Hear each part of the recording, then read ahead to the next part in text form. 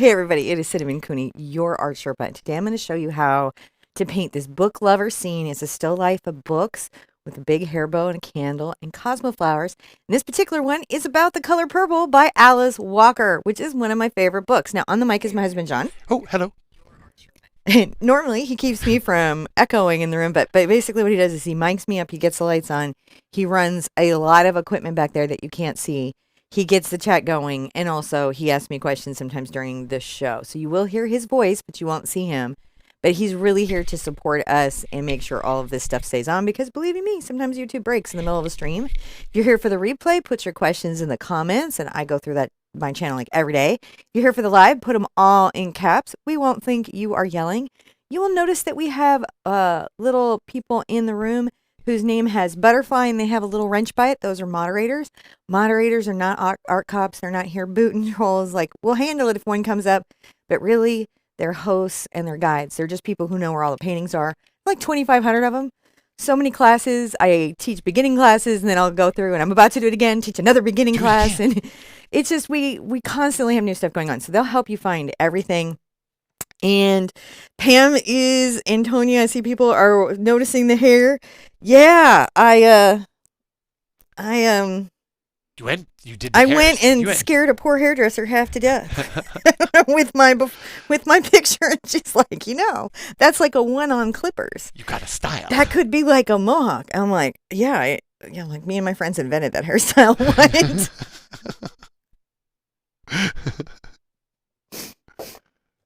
So I's got one, but it's got a little gray because I like to like acknowledge the silver fox that I got going on. But then I went purple. Okay, so funness, and kind of in keeping with this, isn't this something that we learned from The Color Purple about self-care and self-love and just being who you are?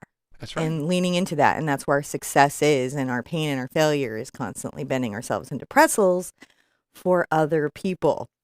I suppose that's why it's the most banned book out there is that constant of challenges.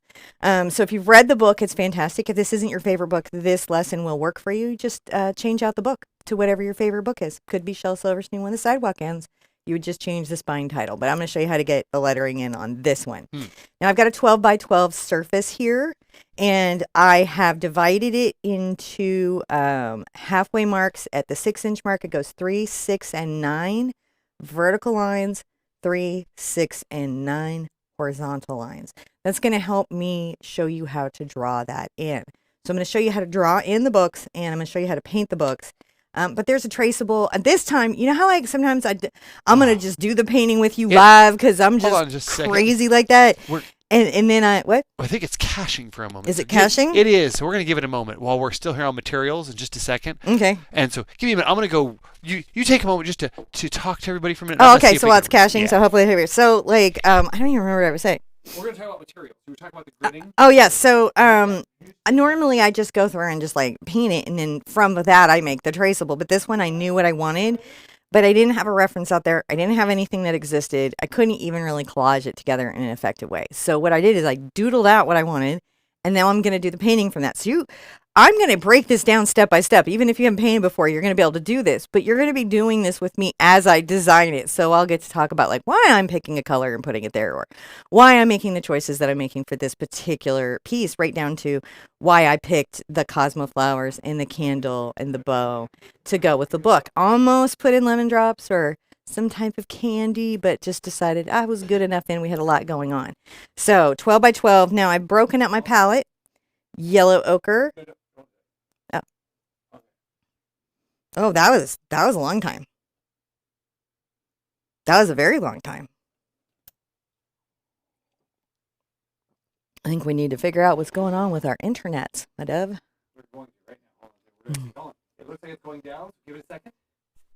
Okay, I see it counting down. So it's decaching, which means that it should be able to give all of this stuff back there. So even if you guys, we're working on it. It's almost there.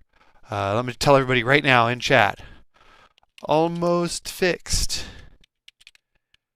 I see it counting down. If you're here on the replay and I'm just sitting here, there was a caching issue, and We've got to come up with a good plan for when that's happening for replay and Well, live, and so we haven't worked that out really. yeah, so it rebuilds itself on the replay. It fixes it, so it once all this cache Yeah, is but fed in. sometimes I just sit here because it's caching. I know. And I'm not filling time, so we should probably, for the replay and for the cache. The only challenge is we can't be sure if the cache rebuilds, because sometimes it loses it dumps that buffer, and that's where, This is giving me terrible anxiety. Oh, don't worry about it. But this is just one of those things where anybody you hear, you just skip ahead a few seconds and you'll see it, because we've probably got maybe, I'm going to guess if this goes well, maybe 10 seconds or less, and I think we're back on. So let's just recap our materials. 12 by 12 surface. I have vertical lines at the 3, 6, and 9 inch marks, and then horizontal lines at the 3, 6, and 9 inch marks. So that's a 12 by 12 divided into even fourths. I have Phthalo Blue, Ultramarine Blue, Quinacridone Magenta. I think it's called in Quinacridone Fuchsia in the acrylic line that I paint in and in, but it is Quinacridone Magenta. It is PR 122. It is the color. It just, they can have different names just to make life fun and enjoyable. Red medium, yellow medium, yellow ochre, burnt sienna, phthalo green, Dioxazine Purple, Mars Black. I have a little zinc white here. I might want to use it in the glass and some atmospheric effects like smoke and stuff. So it's an optional thing. I have titanium white, and I have my satin glazing liquid. This dries, slows down the drying time on my paint to this product, and it also lets me extend the paint and use glazes. It's like amazing. It's this one company, this one product. It's not like every art company has this one. They have 2 or 3 products that make this product, but this is the company that I know that has all of those types of features in the one medium, and I like it. It's like $11, super worth it. And I have compared it to Floral and other things, and cost analysis wise, you get a better product out of this for the dollar by miles. I have water here. This is the cheapest product I use. Use it a lot. Water.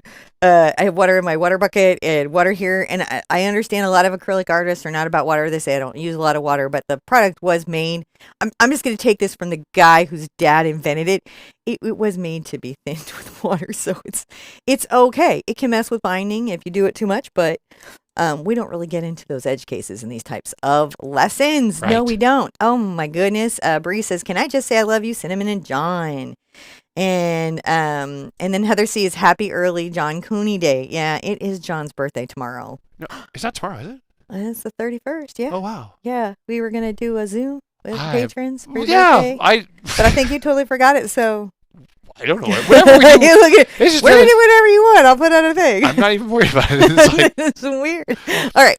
So I really wanted to do something. My original painting that I did for this was from the movie, and it was from the book covers, and it was from I was really trying to be inspired by the artists who came before me. But I'm going to just be real frank. Sometimes as an artist, if you are pigment challenged like I am, if you're white like I am, and you do a painting and you miss, it can hit weird. It just can. It's one of the things, like if you love to paint everybody and you paint a lot of different people, that can happen when you're drawing, right? Like when you're learning to draw, when you're doing that. I know I went into that painting with nothing but love for the author and love for the story in my heart, but I do get why sometimes it hits weird if you don't know me, because imagery, absolutely, let me tell you, as an artist who's been alive for a minute on the planet, absolutely can be racist. That's a true story. You just go to the Racist Art Museum and walk through it. You will not leave questioning if art can do that. Artists can be dark with their work. So I've always wanted to come back and sort of redo this painting with my love and kind of reimagine it so it was more inclusive, had imagery that was much more relatable, and didn't have the potential risk of being misunderstood. Oh, thank you, Heather C. What do I prefer, satin or gloss? Asked Bree. Well, I prefer the gloss, but the satin looks better on camera and is less shiny and easier to see. So if the shininess makes it hard for you to see the paint, you'll want to go to the satin. So yeah, no. Was my artwork racist? No. And it absolutely was inspired for the right reasons. This is something I've run into many times in my career. I just want you to know, I've had people come right online and be like, "That's racist art." and you're a racist. And I want you to know how to handle that right now. First, just de-escalate and listen. You don't know what that person's day is, and you don't know what hit, right? You can only know what's in your heart, and it isn't your job to defend your heart. So generally what I try to do is I just try to listen to what's being said and then evaluate, is there something in here that was valuable or valid? I had a Moana painting I did years ago. Before seeing the movie, I did use a Hawaiian model, but she did have freckles and stuff, and then the watercolor lightened and it turned into a thing. Was it the thing I started with? No, not at all. But it's the thing that I ended up with. And this is a good thing to talk about in this book, because this book helps us deal with these types of topics like, I don't know, rational adults, that thing we used to do where we could talk about things and not be afraid to converse about real human issues, that thing. So this book is really good for that. And this is a good topic. And I want you to know, if ever you have that worry in your art, if ever you're concerned that your art was misunderstood, if ever you need to talk to somebody about that experience, being online for 10 years and wanting to always have a diverse offering of paintings that appeal to people from many, many different backgrounds, means that on occasion I have run into that online scenario. I have faced those challenges. I have already paid the therapist to help me work through it. So if you just need a shoulder to lean on, be like, I feel like, and if ever you want to know how to like, if you feel something is going wrong and you want to know how to fix it, sometimes I can help you tune that in. If you didn't know there was a racist art museum, there is, and you can take an online tour if you don't want to, and it's worth doing, especially when you realize how much of this art is still out there on the shelves in Amazon right now. And it's not subtle. You don't have to be fragile to be triggered by it. It is out there. It is loud. It is exactly what it appears to be. You won't be like, oh, am I misunderstanding this? When an artist means to do a thing, they mean to do a thing. So it's a real conversation we can have. I'm really here to support you about that in your conversation. And if you ever need advice on how to handle something compassionately, I have some good tips. So I hope that was a bit of a monologue, but There you go. It's topical. I mean, it is topical. And the thing is that, it's a real part of being a human being. It's a real thing. The reason I recommend 400 Skin Tones by the Walter Foster series is there's 400 skin tones. And as artists, I want to paint all of them and do the best job. And when I paint somebody, I want to paint them in the beautiful light I see them in, with the respect that I hold for them in their heart. And I definitely don't want to accidentally fall into tropes that would ever make somebody feel weird or bad, when that is never my intention as an artist. So totally here to help you learn to talk about it, and help you learn how to paint around it. So I hope that is good. Did we get booted again? No. Oh, okay, because the chat went weird. Oh, are you hiding the chat from me? Can you not see it here? No, it's just barely there. Okay. Oh, now I've got this divided. Yeah, you're here. Oh, okay. Just scroll. Did you see this? Yes, I did. Okay. Heather C., thank you so much. I'm sorry if I made you uncomfortable. I don't normally talk about any kind of topics that can make you feel uncomfortable, but no, you're good. This one, I think it's a good one, and we should talk about it because we are adults. Now we're at step 1. Now that we've gotten the awkward conversation out about why I'm redesigning and all that, we're in step 1. But I hope that helps you. Now, here I've again measured 3, 6, 9, 3, 6, 9 vertical and horizontal lines. So if I come down to the 6-inch mark, and I'm going to use my T-square, and I am going to use a pencil so you can see it, and then I'll paint over it, and then we'll paint it in, okay? So I'm going to come here and say that the spine of this book leans against that line right there and comes down just a little bit. Okay. Then the cover is really going to come down at an angle to the 9-inch mark. And again, there's a traceable for this, so you don't have to know this. Now, once I put this line in on, because a book is a box, my lines have to be parallel. Right? We wouldn't want this line to go out like that, because that would be starting to create a vanishing point off this way, which isn't the one I'm trying to create. So what I'm going to do is have a parallel line coming down here, and I like to use my ruler to get that. Now, I am not a copy machine, and the chances of me getting this perfect from even my original traceable, which I could do in my digital app, which allows me to have a ruler tool and a perspective tool. Super useful things. If you don't think about using your digital apps to sketch out ideas because you have those tools there to help you, you totally should. Now, I'm going to come up here at an angle to about here, And then I'm going to have an angle that comes to about there on the same thing. So I'm going to put this in here, getting the top of this book. And once I have that, I can make that kind of a parallel line, right? Same angle.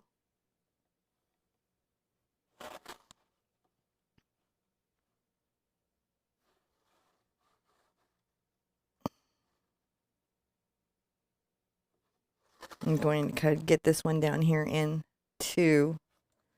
Always a challenge. I won't have these lines won't really get closer to each other or further away from each other because they're so like they do it a little bit, but not to the degree that you might think. Make that line a little longer.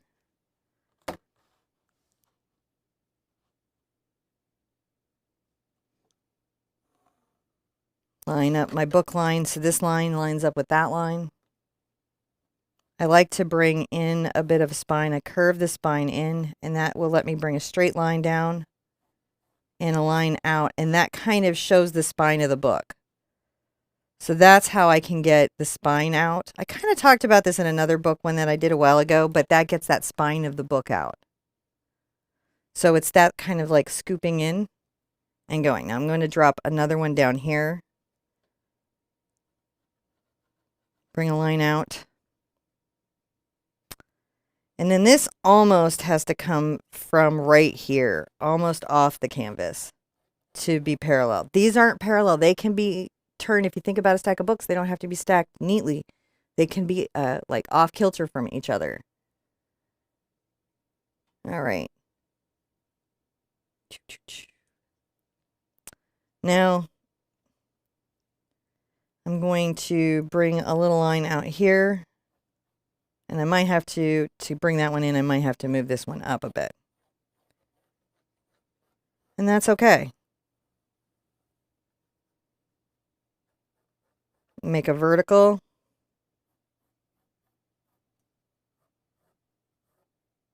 And I can always line those two lines up.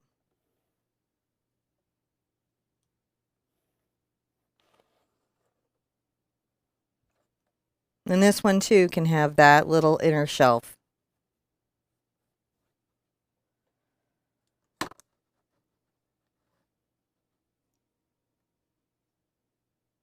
Now I'm going to try to imagine that line is here. And bring it back. And then come down and match that one up. Now, I'm going to cover a lot of the spine up with my bow. So you don't have to be too much about it, but I think I do want this one to be even thicker, so I'm going to bring it down a little thicker.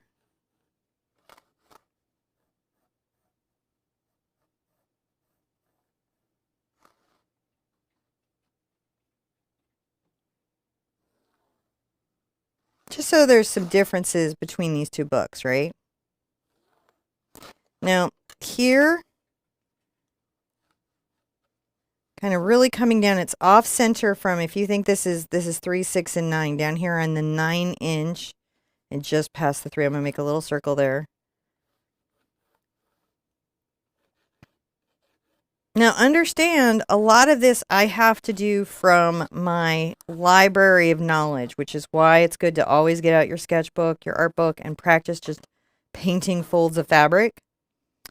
So that, you know, when you do have an idea of a painting that you might like to do, and you want to put a bow in it, you can know how to draw the gathering of a bow.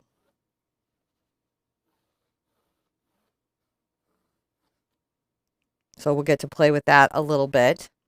And then I do want to give myself an ellipse up top for a vase. And I'm going to have to do a weird thing because I struggle with my ellipse. I'm going to have to go like this. That's right. Thank you, the bug. Thank you, bug.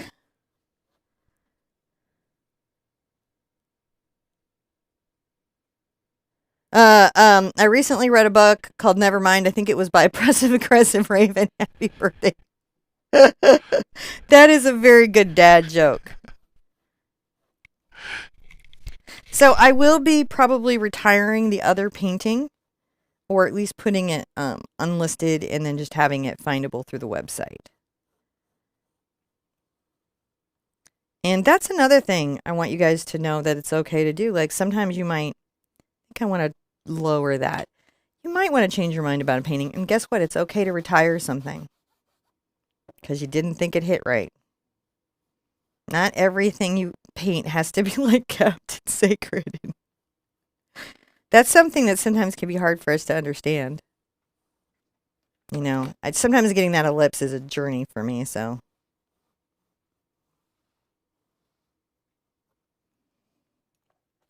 And I will make sure that I've got a nice straight line coming off the jar.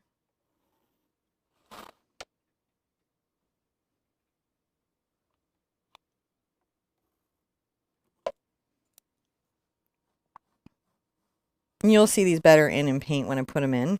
And then I'm going to want to do something similar. I do want to have a candle over here. I think I might make it a little bit taller now that I'm seeing the placement.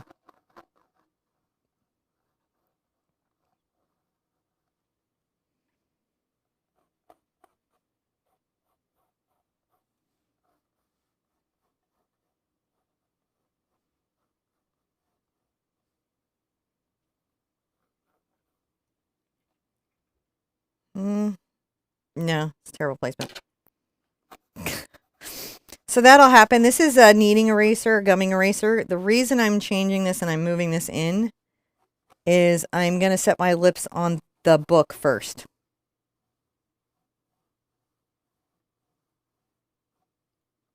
Then I will do a parallel ellipse up here. And that at least makes sure that my candle sits on the book correctly.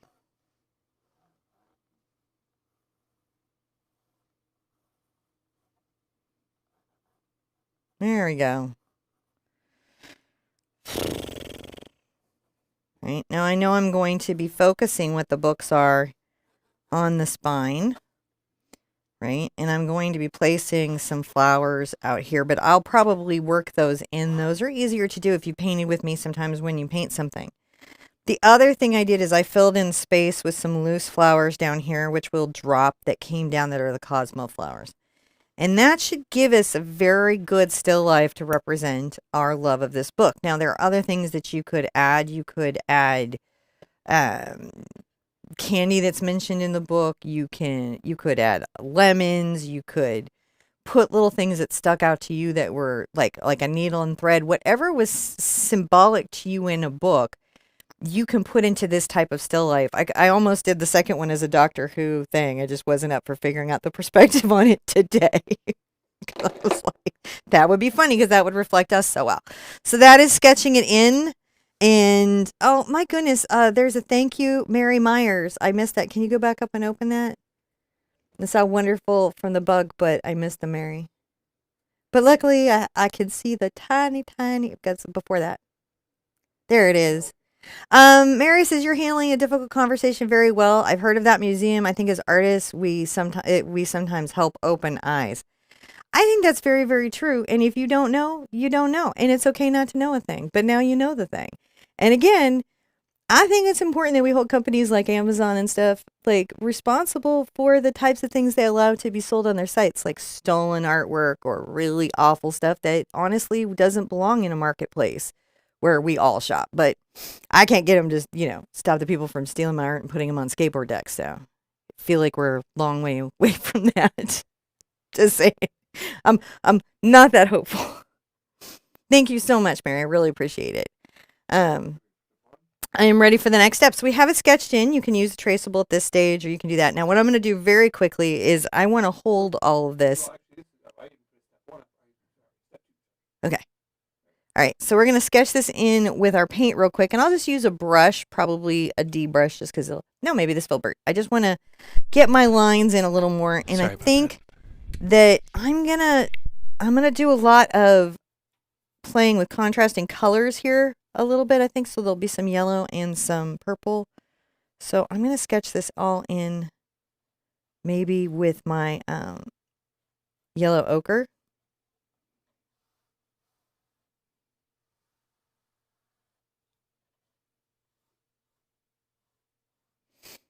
Oh, actually, let me show you guys another cool thing I do when I'm designing out and I've got a painting like this and I'm actually in the middle of it working it out. Here's another thing I do. This is even better. Take some purple, right? And so on the lighting, I have to decide how things are lit, right? Like how are they lit? How is that going? And then, where is my light source? We have this light source, but I might have another light source, just generally. Let me do a thing here. There we go. I'm going to take purple and I'm going to paint this spine just real quick.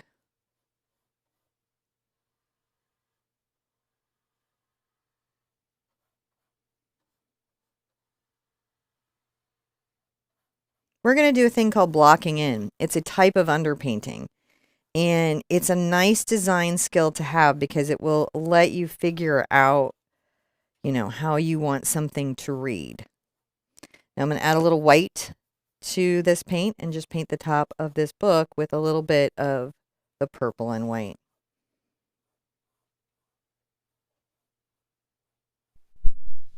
That seems like a nice, just a little bit of purple. Just a little bit of purple, and we just do that on the top. So we're painting inside our traceable lines, but we're also kind of doing a little value study so we can see our design better. Oh, yeah, I can tell, yeah. Hmm? I can see what you're talking about. Oh, thank you. I've been going earlier because I find I'm a better teacher earlier in the day, but I've been getting over this cold, man. Definitely just a flu, but you forget how rough the flu is. Right, so we have that there. Now I like the purple, so I'm going to take a little of the purple and now my Quin Magenta, and I'm going to come here and paint the base of this candle in with this Quin and purple.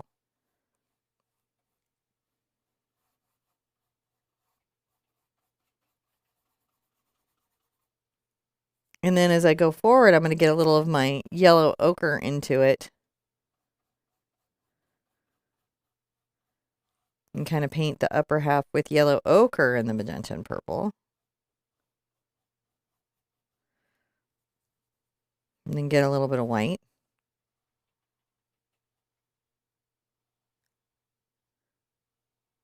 And just kind of paint the top of that.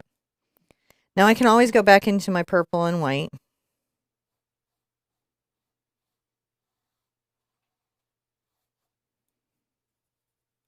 And just clean up these lines.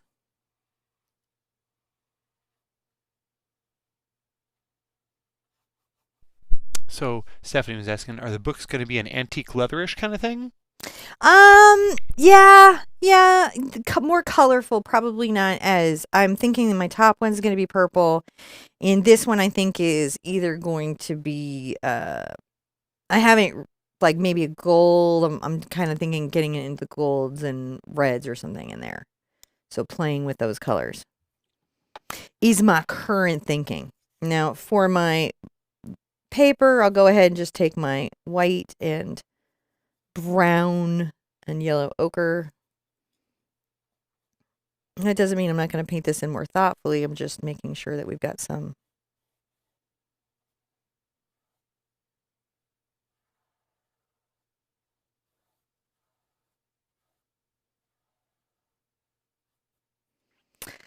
So an easy and appealing color, I think here is going to be yellow ochre or something just a little more in that range. So I'm going to take a little of my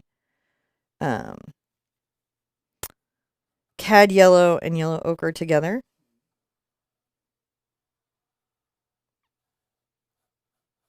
Now, another thing I could have done if I was being a very well-behaved artist, which I'm rarely being, but were I being a well-behaved artist, doing my work, studying as I should, and used to.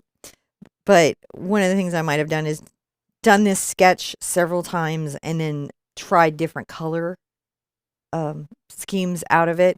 I think soon I'm going to make a video about how to design original work because I think that's something that you guys really, really want.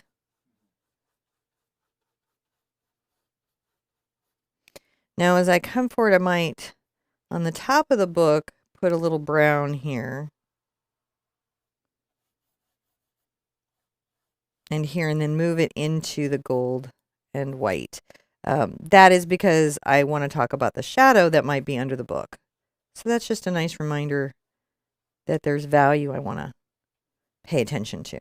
So now I'm adding white to my color and creating a lighter value at top. Again, we're just blocking in. This is like sketching in paint.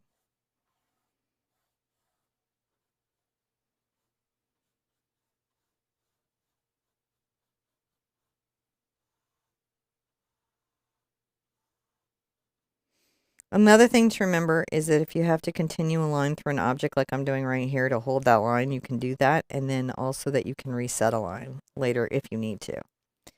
That is looking pretty darn good. I like that a lot. I think here I'm going to take a little bit of my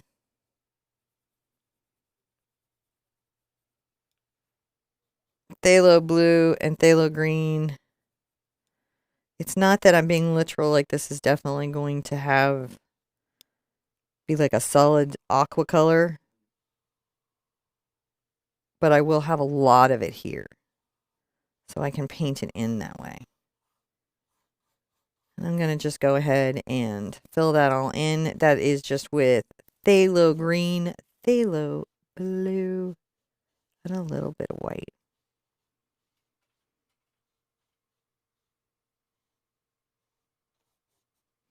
And come in with a little bit of my... I accidentally grabbed zinc white, but what I wanted was white. And just paint that inside lip.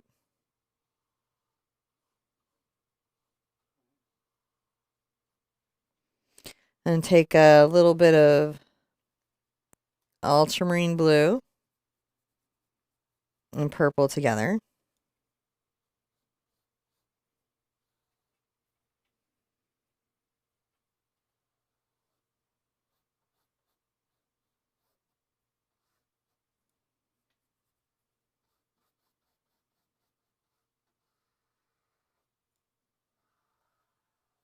And just paint out this nice bow. And you see, it's just, what's nice is that it's giving us a color here. We know what the object is, what we're doing.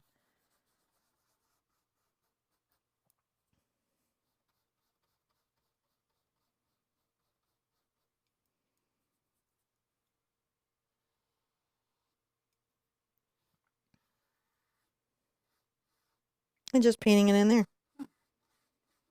And it's okay. Some turquoise was left over and I don't mind. Because again, this is an underpainting. We're just blocking in value in colors and just a little bit of information. So that later when we come to paint each object in, we can paint it in very loosely and expressively, but with pretty accurate and good elements of design and light. Like that. I have to decide if I want to...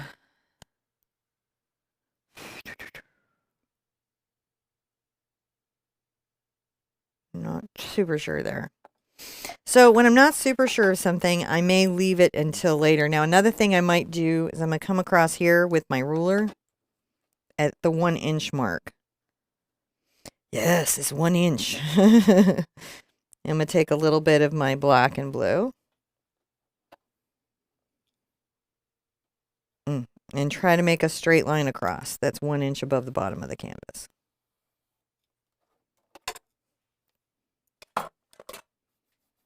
And it's going to be, Mars Black and Ultramarine Blue. Now, do you think sketching with a pencil is better than chalk?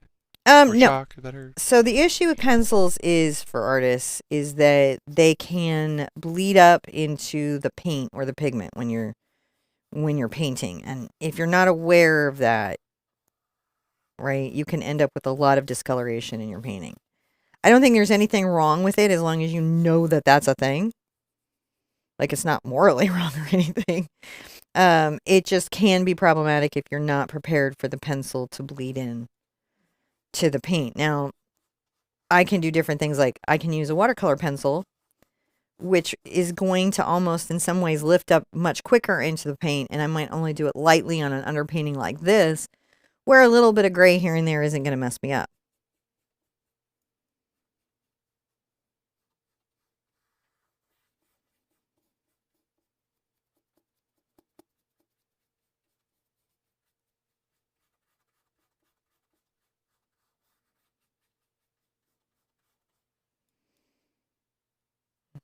Get a lot of white on here.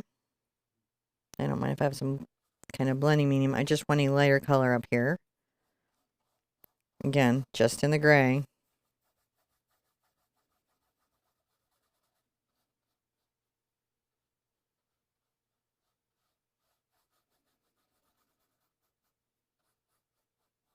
And just painting in this surface. Not really past the books yet.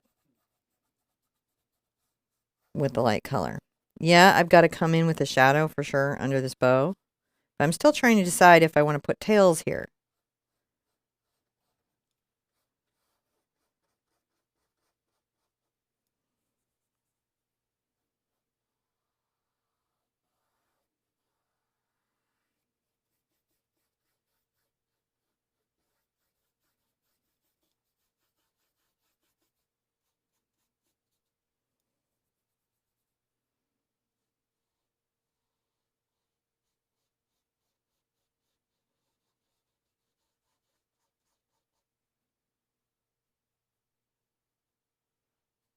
No, I'm going to come across here at my 6-inch mark. That's the halfway mark of the canvas, I think.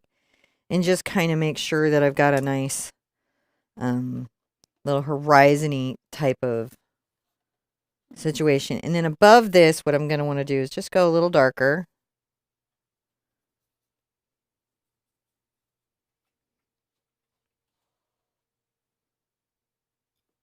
And then I'll be blending that out. So I'm just letting myself know where that darker, and then it'll go light again. But that will help it feel a little bit like maybe a back wall. And I'm just using a number 8 Raphael Precision Imitation Stick. And the reason I didn't even shout out the brush is like, because it doesn't matter what brush you use for this. Because you just want something that's comfortable to you. I'm going to just bring this up a little bit.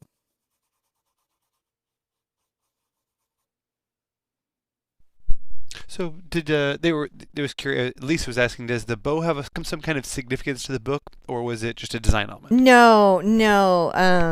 That is because Celie's sister always got to have a bow in her hair, and Celie did not have hair that she considered beautiful. And so I don't know, it just became imagery that sort of represented how certain traits or certain aspects were more valued among girls than others. And it's kind of like Anna Karenina's purse. Not to get deep or weird for you, but it's like one of those things like once you pick up on it, you can't not pick up on it. Mm-hmm. Or at least it was for me, where it was like, oh, the burden that was sort of going on. Sure.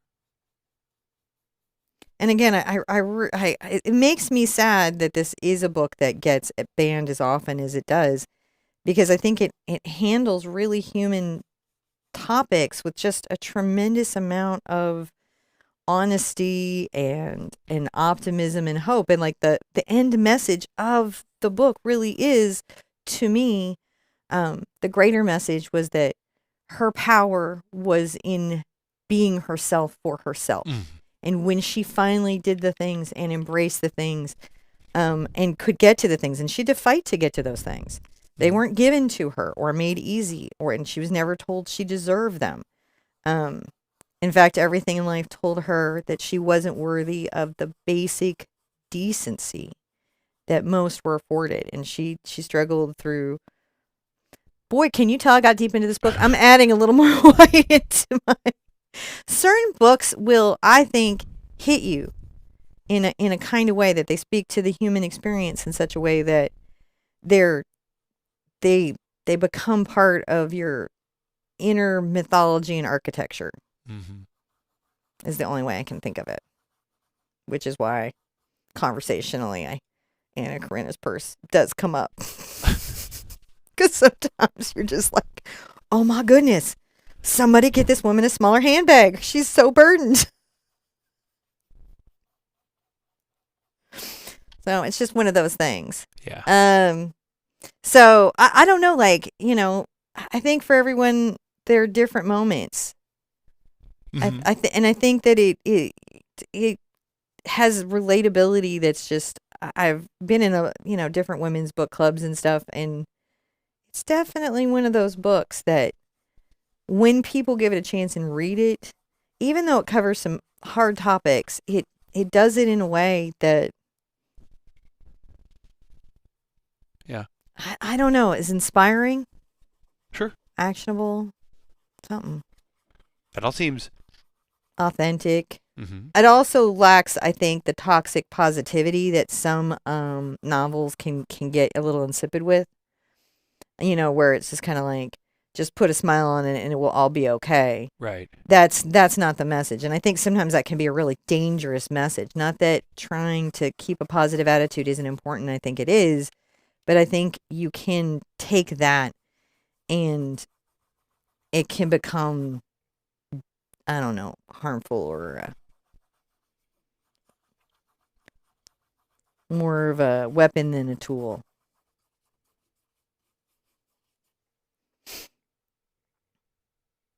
Oh, Tonya says the scene with the preacher and Suge Avery when she leaves the juke joint hits home. It's too much to. I loved her. I loved her for always. Because man, that woman was a hot mess, and yet she was fabulous. I don't know how to explain it. Just incredible. And I think if we were all so lucky to have a friend like that in our lives, right? Mm.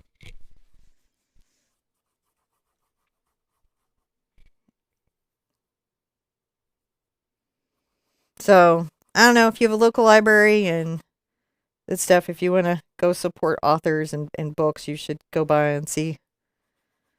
I think that stories like this, I think they matter. I think they make life easier for teachers and us for humans, and I think they're just wonderful. All right.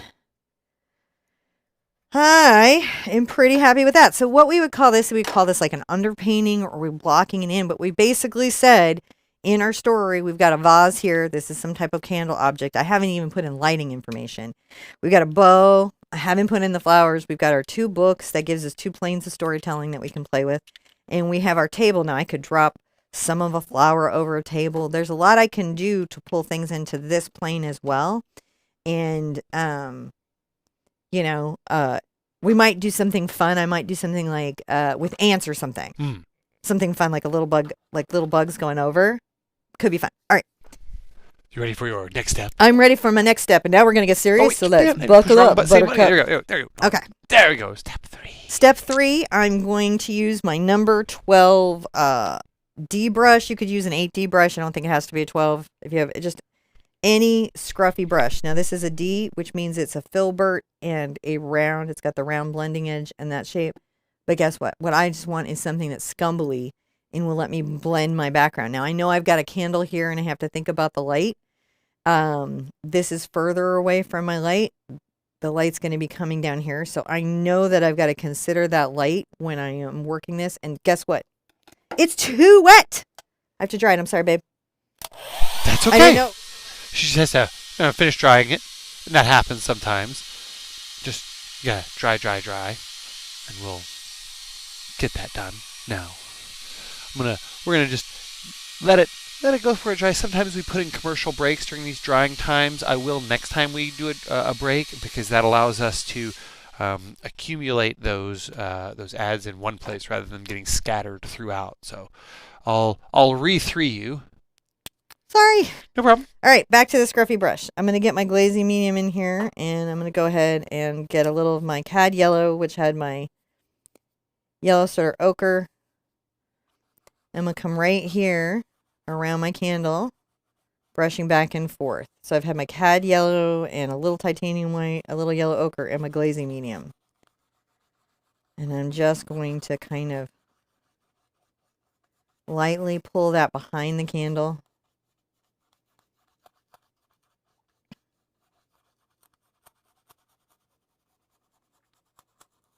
And I can scumble it out. And you can see that what that starts to do is desaturate that color. And as it goes further away, it will feel, I'm going to add a little more yellow here, like it is moving away from the light.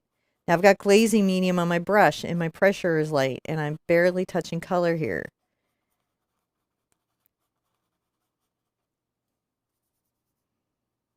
And get a little bit of the white in there and the gray. So I'm back over to my blue and gray and white, and I'm just going to make sure I blend that in. But since I left the yellow on my brush, there's sort of a half tone. That will also help it feel like there's natural light there, because the color around it will be impacted by it. And that's something that you definitely want, is your color impacted by it. Now I'm going to add a little more white to my brush. A little more white, a little more blue, a little more black.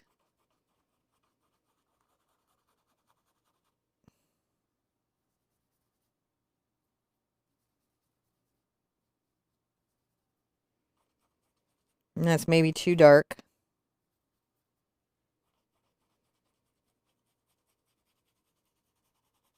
I'll come back and lighten it back up. But I want to work before any of this dries, so it will be easier for me to lighten an area up and activate it once it's dry.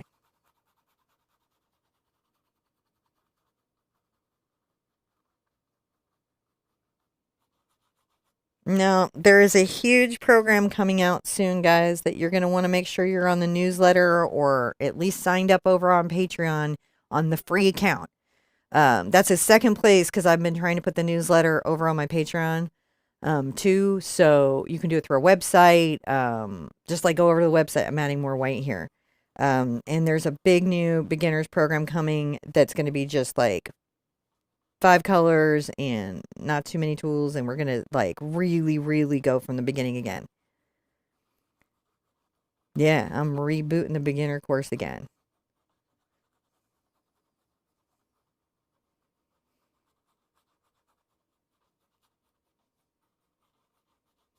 Now, as I come down here, I want to darken it, so I'll get a little more blue and a little more black. You don't have to answer to anything here, just yourself, so just make yourself happy. That's who you're pleasing. You are pleasing yourself. Right? That's our lesson. We're going to please ourselves with this painting.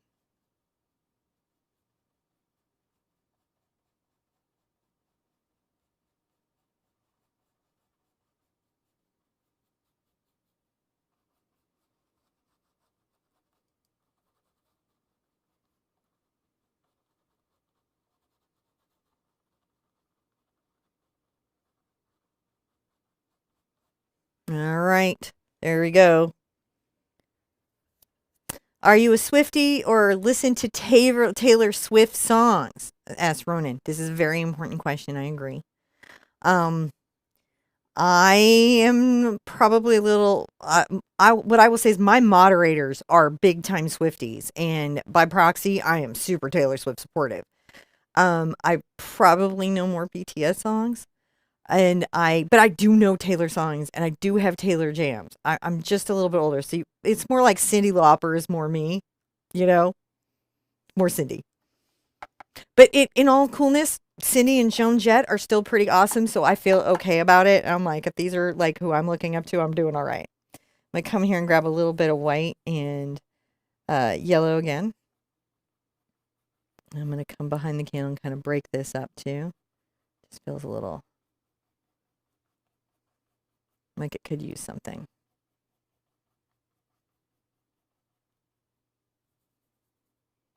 I love music. I love artists. Certainly a lot of Marlena Martinez going on. Am I saying that right? Around here too, because, oh my goodness, when that Portal album came out, you would have thought the house just shut down.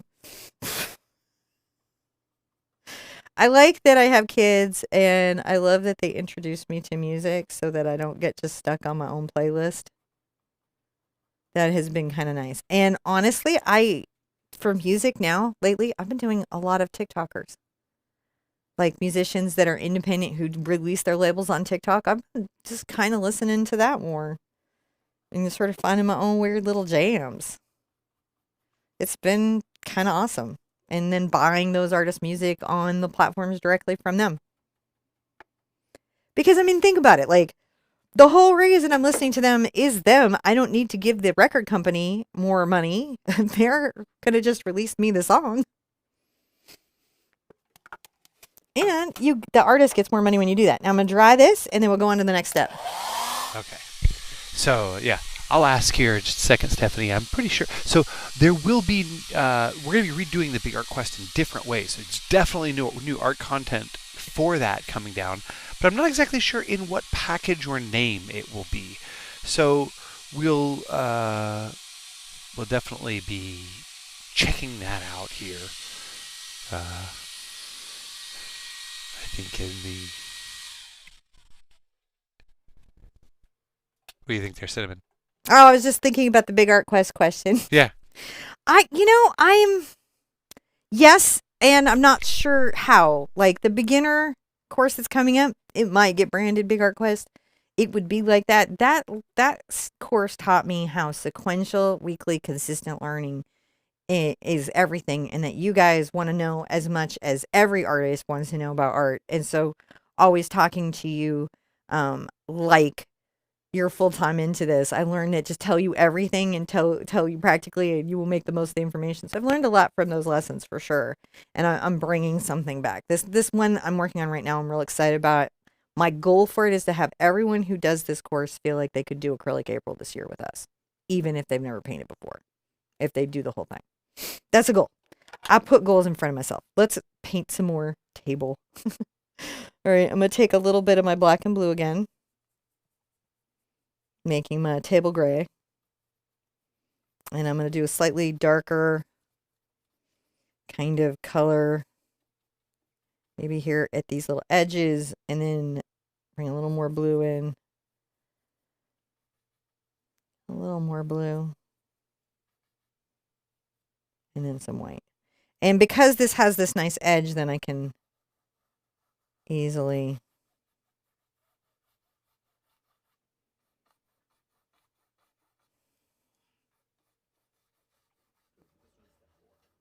and I continue to come forward. I've got to add more white.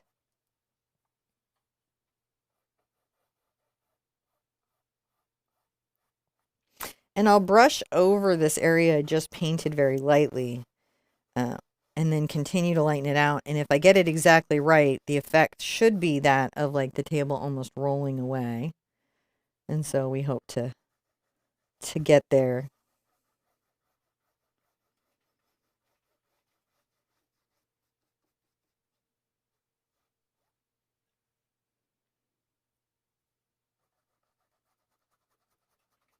Just scumbling this around.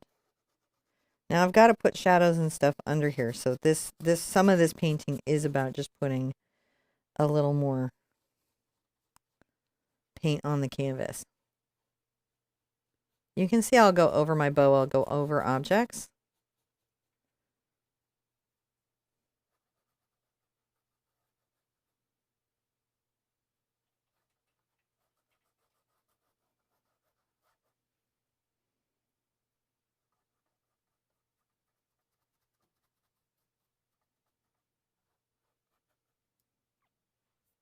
Now I'm going to get a little bit of my blue and black on here to come under this here and bring a little bit of a shadow forward.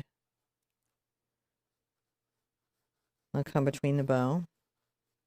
And I'm also kind of adding that little shadowing there.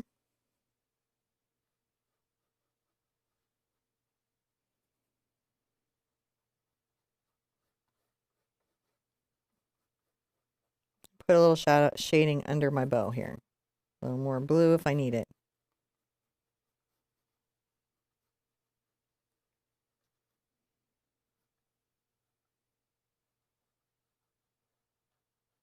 And just a little bit that would be under the book here. And when I paint that book in more tidily, the shadow will look very nice, kind of blending out. And you can see I can kind of blend it out here.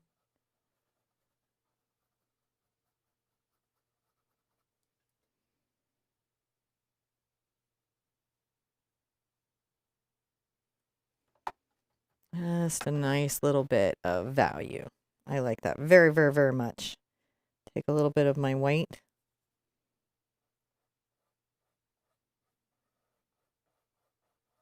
And I'll just brush stroke across a little bit of my light gray, the top of the table turn. Now I might have to get tape or something involved, but I'm hoping to be able to freehand it, so.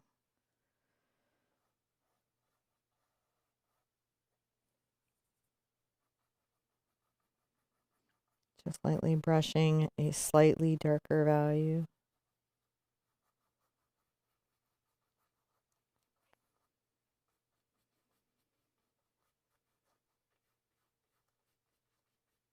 I'm bringing it across there. Wipe my brush off, come back with my much lighter value.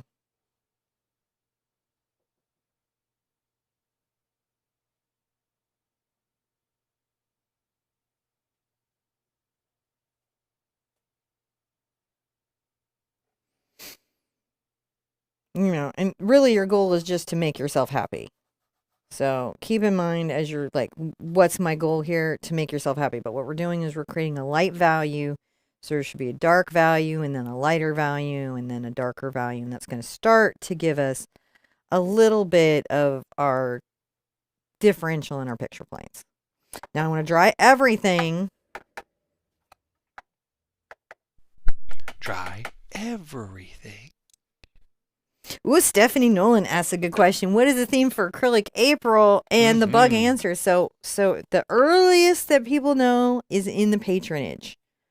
So if you're a patron, you hear about the theme the earliest, and sometimes you get to see the lessons early and name them. Well, you get to name them, and you get to.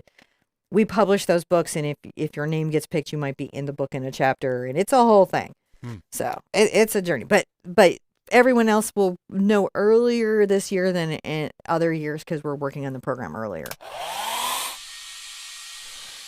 All right. So, yes, there are people in the patrons we'll get to know sooner rather than later. Hold on just a second. I think I'm going to sneeze. Okay, no, it passed. So, and the bug was asking, do you have a faux hawk? No, that's a real hawk. It's a hawk. She did the whole hawk and caboodle. She did on the head in the hawk, and it's all awesome. And you can see more about her. She'll show it off in just a moment. You don't have a faux hawk, you have a hawk. He's hawked.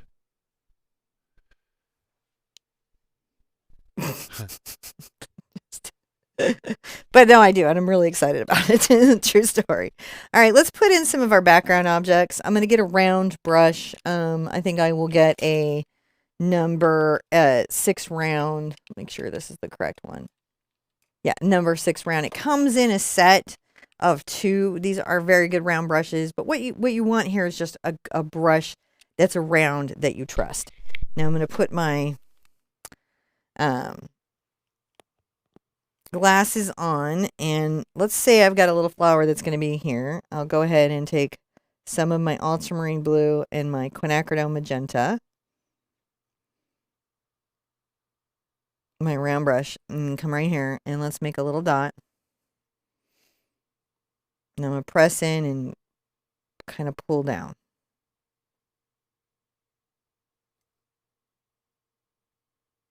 And do another little press. Kind of like a little pull.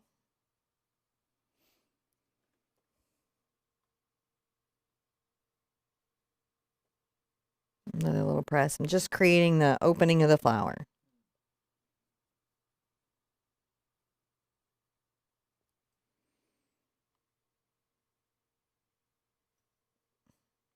Now I will make the petals closer to me shorter.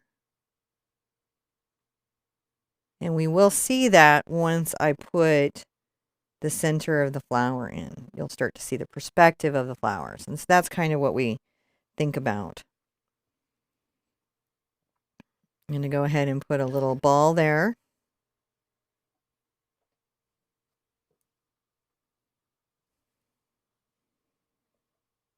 Little ball here. Maybe another little one over here. These are like the little buds.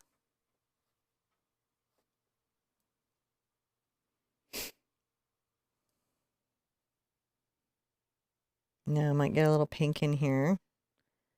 And let's maybe paint one that's sort of facing down.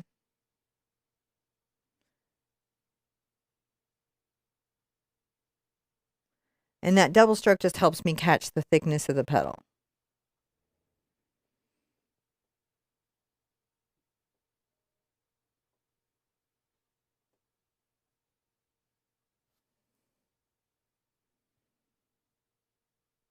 And I'll join that all together. I know I can add that to a stem. And what's nice is I can come in like, so right now if I come in with just a little white, I can make a second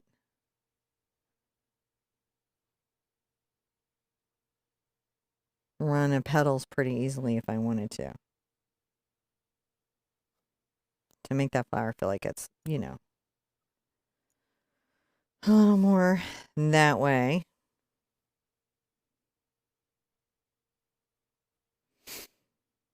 And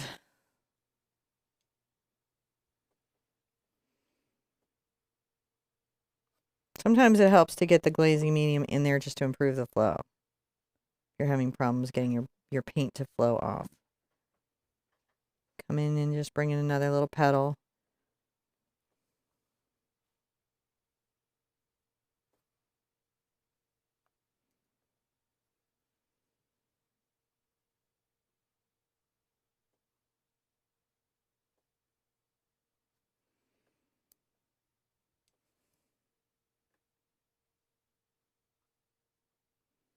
Just, I think filling this all out with flowers will make us very pleased. That's what I believe.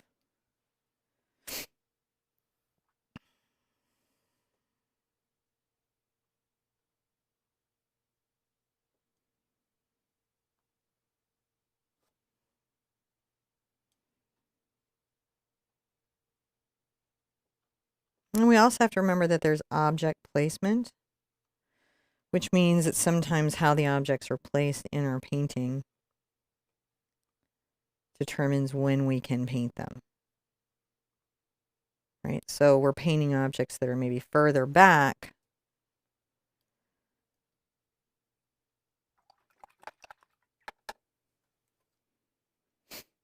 Now I'm going to come here to my Ultramarine blue, my Phthalo blue, my Phthalo green. And I'm going to come back here and make a nice little dark line across here.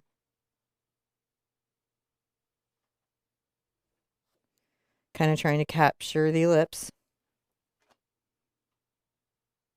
Whoops, kind of went up a little high.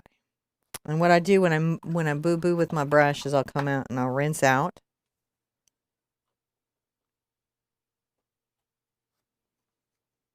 And we're going to come back and clean up that line because we don't worry when there's a mistake. We don't stress on it. Thank you, Jenly. I really appreciate the compliment. Jenly said that she loved my hair, and I appreciate that. Now I'm going to take a little of my background color, and I'm going to start to work it into my glass. And you might be like, your background color? Well, see, we don't really paint the see-through parts of what is there. We paint what we can see through the glass and what we can see on the glass. So it's the reflections and those types of things that we actually see. So I am adding a little white, just giving this lots of dimension. I'm going to come through here.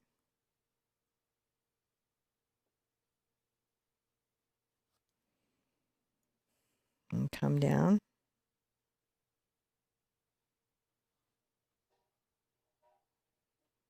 You see that dark edge there?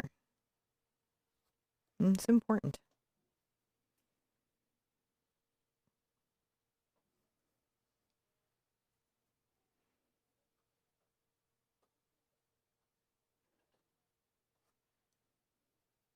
A little bit of ultramarine blue, phthalo green.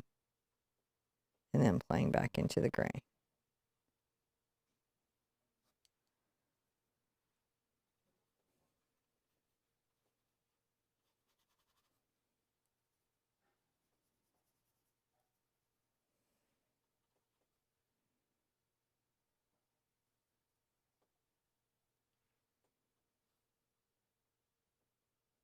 Come back in with my wall color.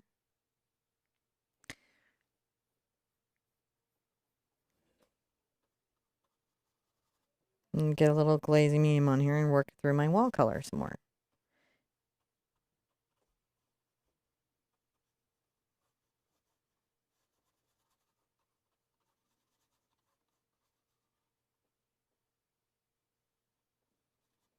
Get a little more wall color.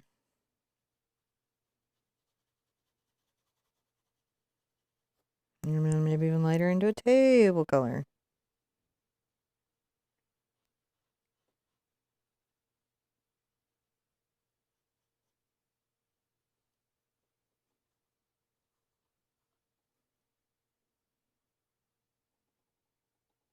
And brush inside the glass.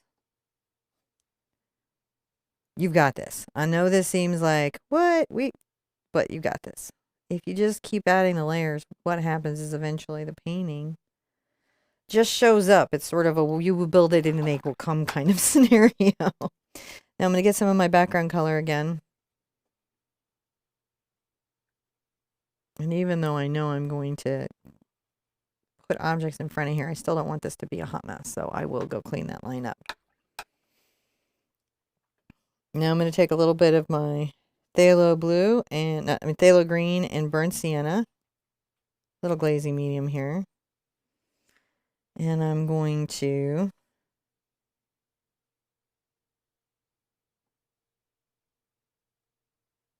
paint some stems in the glass.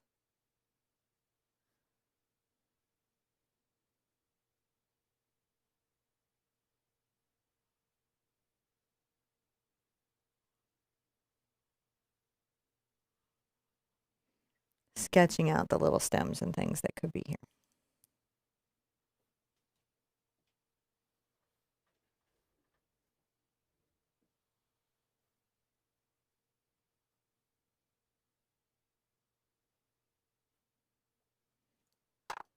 If I don't like something, I just move it. I just took a damp brush and just removed that line. You can erase.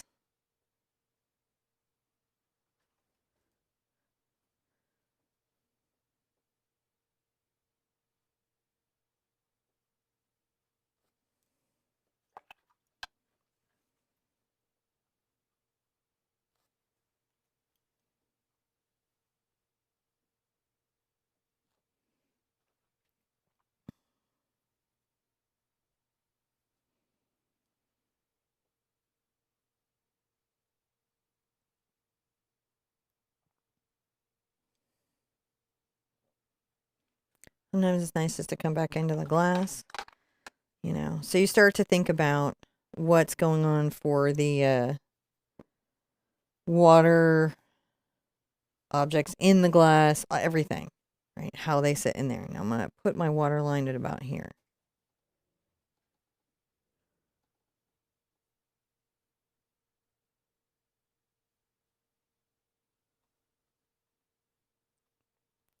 You can see it's just me going across with that dark color, and I just match my ellipse up there. That's how I found it. And that's just the thing I know. If I've got that ellipse, then I'm going to have this ellipse. Just you do a lot of stuff, then as I come down and put reflections and things in this, it will become more glass-like, showing the world behind it. So we've got quite a lot worked out there, I think. Let us go ahead and dry everything. All right. Doop, doop. And we'll come over here in just a second. And I'm going to have to check. We had some good questions come in here. And that would be, Jen, a good idea. I think Cinnamon just saw that as well and got to get a kick out of that when she comes back. Thank you guys for hanging out with us. It's very nice to see everyone on this Saturday. I think it is a Saturday. I think it is a Saturday. Let's continue painting, sir. I think it is a Saturday. Another step. Another step, and I will come along on the other step. I think I'm going to use a Textura number 8, and I'm going to work on my bow a little bit. So I want my bow, I think, to be a little bit of Ultramarine Blue and Dioxazine Purple, which kind of gives me a nice indigo. Oh, I have coffee if you want to give me a microwave for like a minute. All right, so I'm making this light color. I'm adding a little white to it. I'm going to come here and start to work in my bow. And I'm just using my number 8 because it'll let me do this work fast. So this layer is just kind of about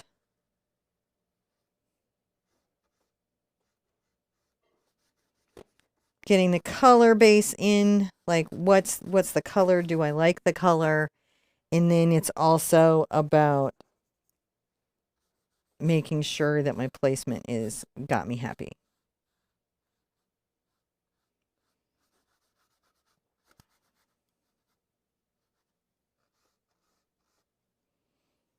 It can take a minute to find it, so be patient with yourself. Don't get stressed or mad at yourself if it's not coming right away. It's okay. Not everything has to come right away for it to be worthwhile. It's okay for things to be challenging and be hard, and still you deserve to do it. As all that you need to do is enjoy it. I just put up a post about you guys calling yourselves artists and having so much reluctance to do so. I highly recommend you read it, but short post and in shorter hand, what I'm going to say is the minute you do a painting or you act creatively, you are an artist. Sometimes people will try to convince you there are other steps to being an artist past just liking being creative, but there really isn't. Those are just gatekeepers. And don't you be your own gatekeeper. Just making sure that I've got nice color and value and everything here. Thank you, babe. Okay. This is going to be one of those pretty paintings. Happy birthday! Amy is 1. Amy is 1. After 40, you get to start over, so you're 1 again. Friend of mine made that rule, and we all just stuck with it. We were like, that is a very good rule, sir. I am the age I am at the bottom, starting over again after 40.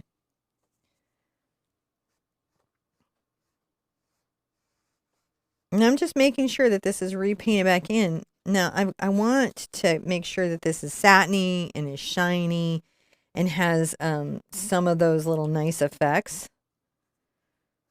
I think the other thing that I'm really feeling compelled to do, a little more of my blue and some purple here. Yeah, I do feel compelled maybe to have a little bit of a, I'm taking a round brush. I feel like I just really, really want to have a tie coming off of this.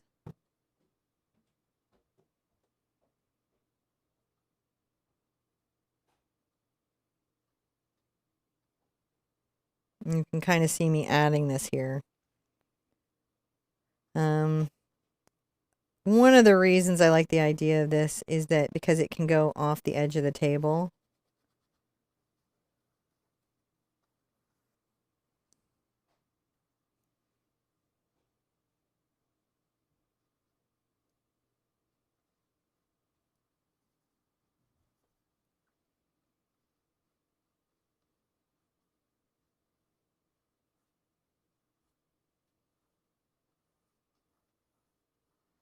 And then that way, you know, that'll be nice. That gives us kind of a dimensionality that we're really going to love. Now, I do have to consider that in a shadow later. And that's one of the things when you start doing work yourself. I get asked a lot, how do you design original work? You're watching me do it right now. This is how it happens. It's just a series of skills with an idea.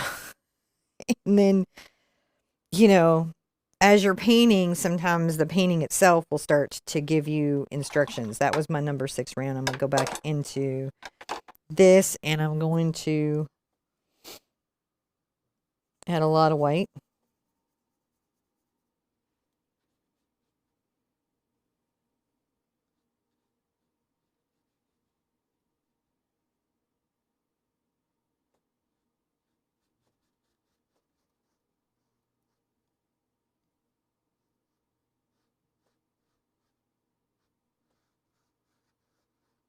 I'm just kind of highlighting the top of that. I'm going to create kind of a opening here, a bend over, and then some folds in the creases. And then I'm going to create a look where it looks a little satiny. Is the goal. That's the goal. Adding white to this and then bringing that down.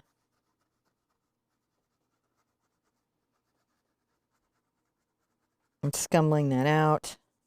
You can get darker color involved. That's the Ultramarine Blue and a little bit of the Dioxazine Purple. What's wrong?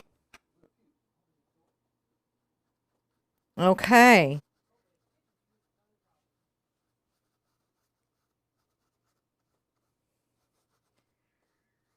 right. So I'm just trying to get a little bit of highlight on there. Now, if I come through with a little bit of my blue and some of my purple again, I come to the bottom of this and very carefully sort of imply that we can see a little bit into the bow. Again, Ultramarine Blue, Dioxazine Purple. And right here,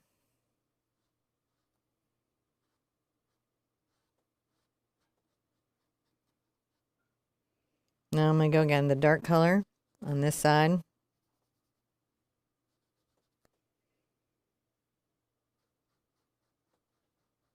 And I'm going to add a bit of a shadow kind of coming out here for this fold.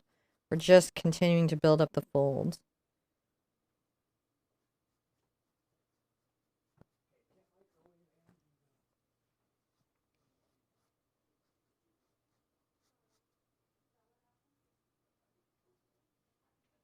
All right. Just coming through and building that up. Just trying to make sure that that looks good. Oops, grabbed a little bit of Phthalo Blue, but we don't mind. And we're going to just open that up a little bit. Now I'm going to shade this backside. Well, I don't think that'll work because the candle's going to be there, so I'm going to have to come back and go, nope.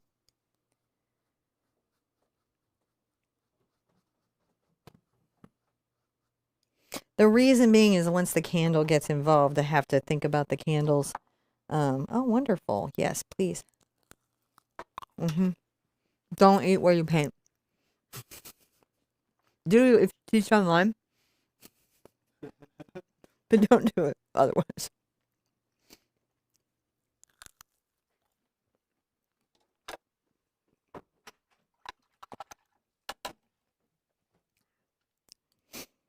So I'm going to take a lot of my white and come here and make some highlights just so I know where some stuff is.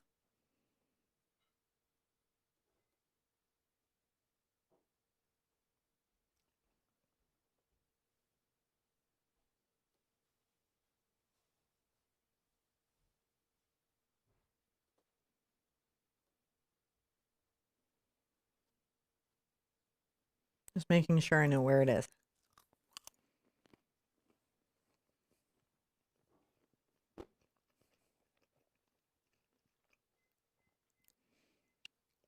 The nice thing about this is that I can also put gold and yellow light against this purple. So I can do a thing where I highlight everything here for its just form in the generalized lighting, but then add candlelight to it. Yeah, Susan Smith says, what's the theme for Acrylic April this year? Well, Susan, you technically patroned. And the patrons will know if you will email the Art Sherpa, and I will, or one of the mods, if you can be looking out for that. And then when we let everyone know, even if you're not currently patroning us, we'll make sure that you know. If you want to know. I really appreciate that. It's a good theme. It's a very good theme. That I have to release later. The patrons hear the theme super early in the patron group. But I don't mind messaging you directly. Stephanie Nolan says, Krista, we're a group of strangers who normally wouldn't mix, but we love each other along our individual art journeys, warts and all. That is true, but also, honestly, when you see us together in a group, you do look at us and go, y'all make sense. We are kind of, even though it seems like we're different, when you get down to the heart, we have some very core things in common about empathy and compassion and all that and self-love. And it's amazing when you get us in a room together. All right, we're going to continue on. So I know I've got to work my candle out down here. I've got some flowers to kind of work out. I want to think about my highlights along this bow a bit.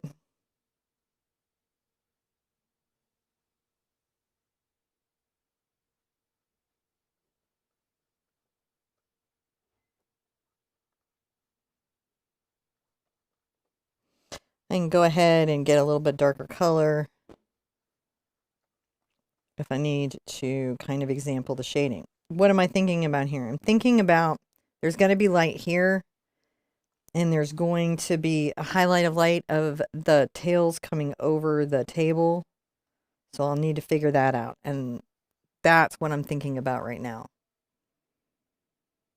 Yeah, we are the best kind of weird. Oh, by the way, Bug, I absolutely very much appreciated the box, and we got to the bottom of it, and it was fantastic. Just so you know, super loved, all digested. And in my belly. In my belly. Sorry. And I'm just continuing to paint that. So I'm in mid-tone. So the goal is going to be that what I will want to do is create a sense that my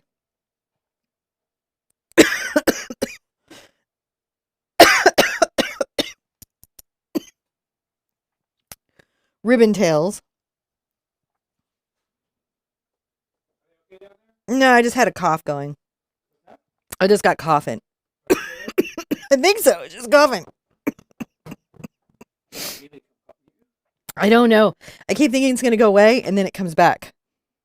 I'm going to grab a little bit of my blue and my... I just want to make sure that that center is well shaded so that it seems like it, you know. Oh, there we go. What I've been struggling with here is something called readability. In art, one of the things we're constantly looking for is, does my placement of object read? And how am I going to do that? And so what I realized is that I have to put this tail all the way to the back and the opening of the bow front. It's the only way for the object to work. And that's just something that we always have to do, is think about those things. Okay. Now I'm going to come here and we're going to start shading some of this out. My mix is my Ultramarine blue, my Dioxazine Purple, but mostly my Ultramarine blue. I want it to be indigo more than purple. Okay. Come here and put in my dark shading.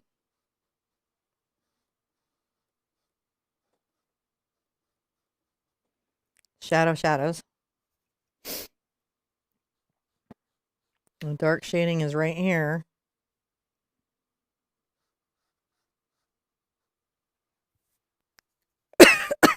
Coming in from where the bow ties.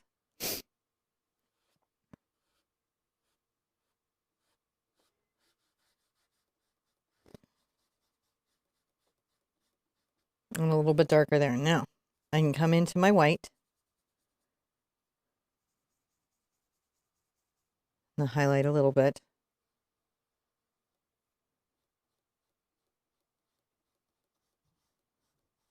And then blend that forward. And we're just trying to capture all the little reflections and sheen and everything that happens in the fabric. Now, one thing I do know is, like, this is a number 8D. And it's a very good brush, but it can hold a lot of paint. So I find that wiping out some paint every once in a while is a good plan.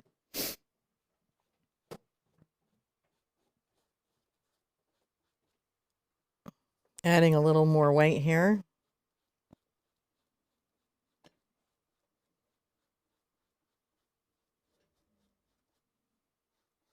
Just shading the bow.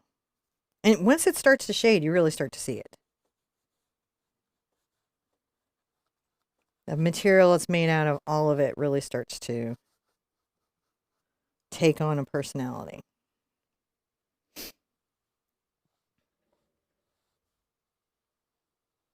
Little highlight there. You can see that as soon as I give it that highlight, look at that ribbon start to pop. Adding little highlights. If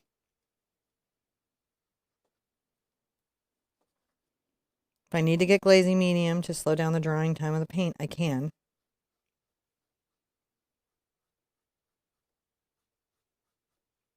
Make sure we have those exaggerated.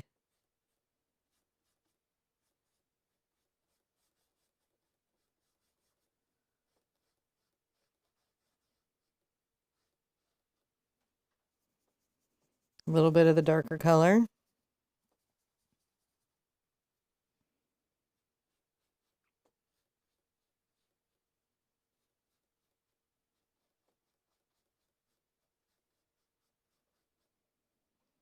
A little bit of the darker color.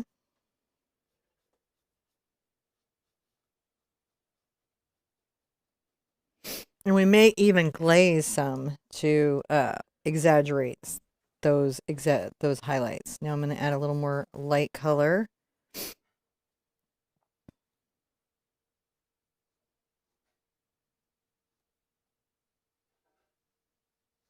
Add a little lip highlight. The edge of the bow.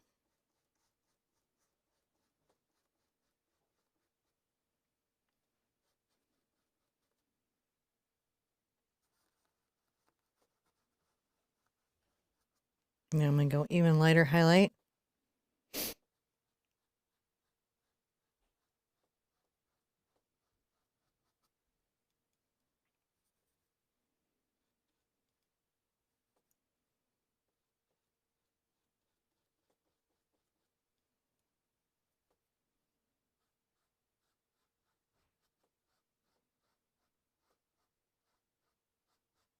Just adding highlights coming out from those creases.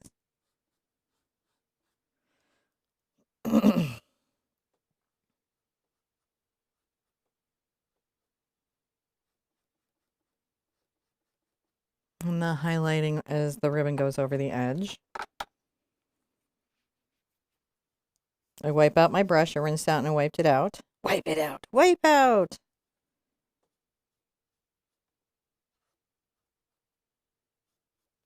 And I'm going to exaggerate the purple to the shadow.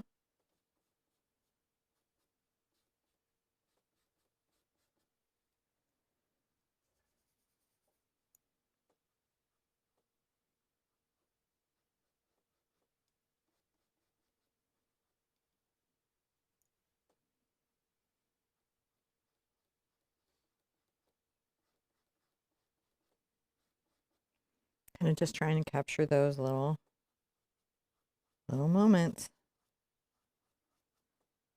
Finding the little reflections.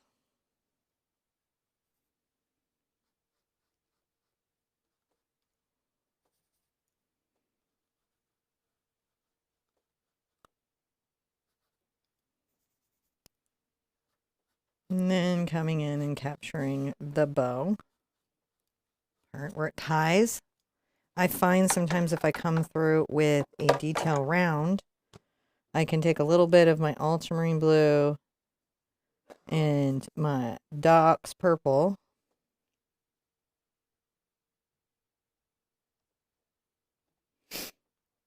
and exaggerate some shadows.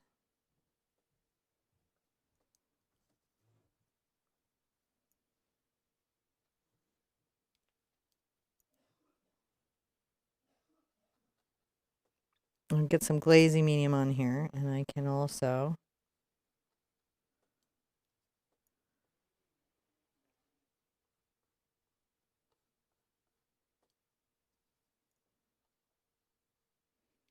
kind of glaze in some of those little shadows as well.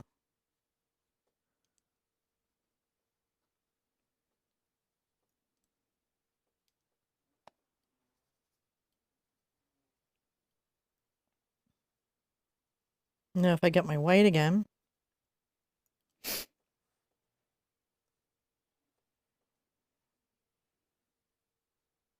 and see by adding that little highlight along that lower edge, that helps the readability of the bow. So sometimes what you're trying to do in art is improve your readability. How does the object look to your eye? Come here and detail paint. I think where that bend is. I'll come along that line that I see on the table.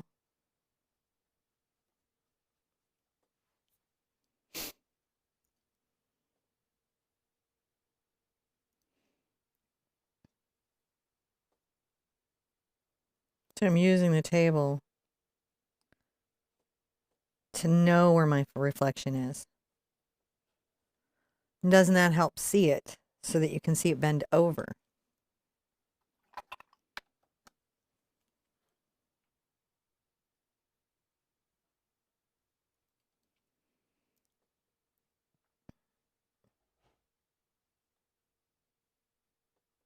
And then let's add shadow.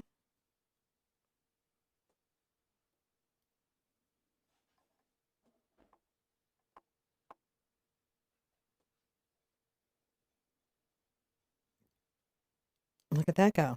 And see how those just feel like they're falling over the edge of the table? Have I ever painted a skeleton key? Maybe, honestly, I think I have, yes. I've done I grabbed some Phthalo Blue into my Ultramarine and the Dioxazine Purple. I think that I have, yes.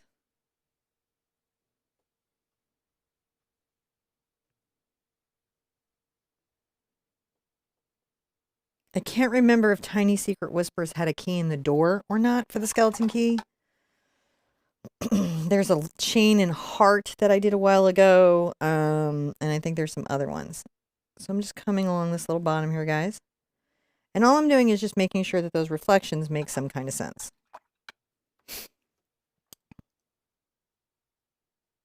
And I'm going to get some white. It's okay if it's tinted with a little bit.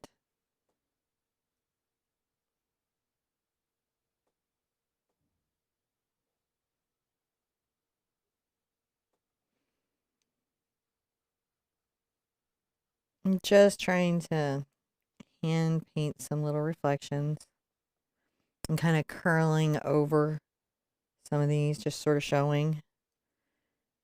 Maybe we'll add a little bit there.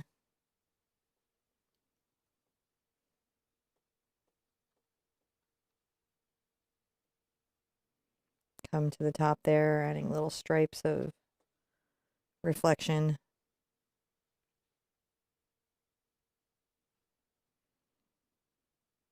Maybe a little bit right here.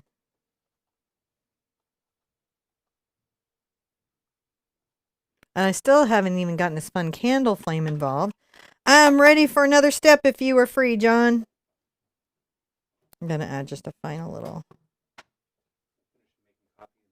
Okay. Yeah, just throw me another step. I'm going to dry it and then throw me another step. Sorry. And then I'll you back to coffees. All good. So, yeah, we just throw a little step in here. Make sure there we go. So, if you guys are just joining us, don't forget to like, comment, subscribe, share, do all the little human things that we do. We try to make sure that we put steps in here so you can follow along. Always find your place if you have to stop and go do things. You know, stuff like that. So, hopefully. How are we doing, guys? I think we're rocking through, creating a pretty fun painting. Hot dang, Cinnamon, you have over 2,000 videos and you can remember the name of the painting. It's up to you and the recurve and all the things. That's how my mods feel.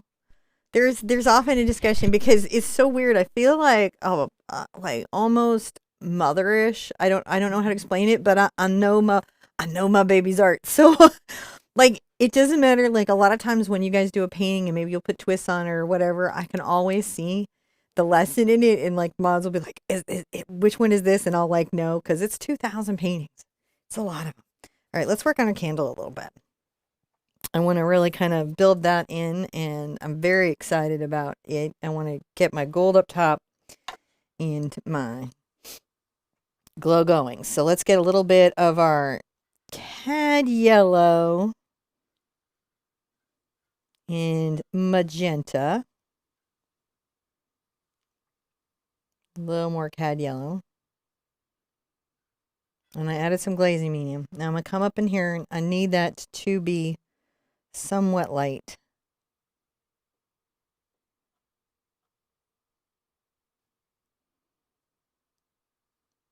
A little more yellow in it.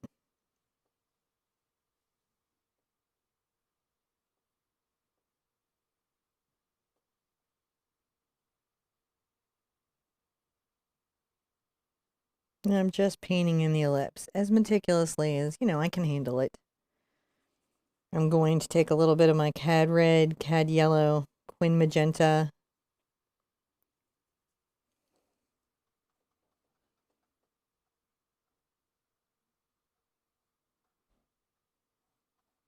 And come down about halfway of the candle with that color. I do try to keep my pillar fairly balanced and symmetrical, but hey, these things melt, so if it gets away from you, just add a drip of wax and you'll be okay. I'm going to add a lot more magenta.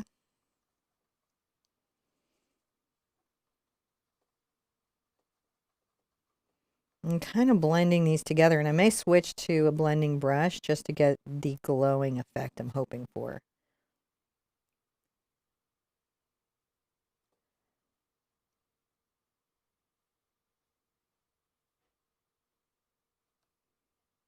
Coming on each side, just trying to make my lines as straight as I can.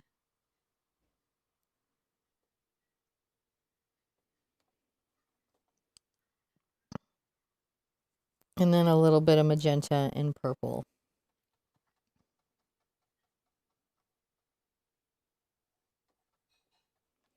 And what I don't love is that it's not very well blended.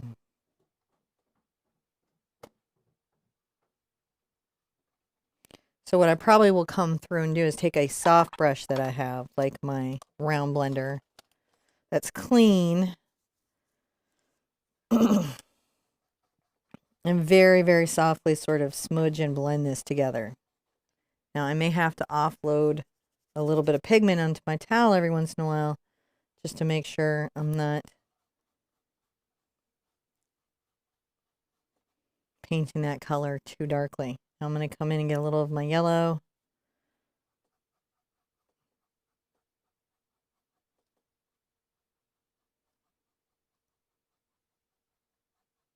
And blend a little bit of glow down. Let's get a little bit of our zinc. And come right along here with that zinc and yellow.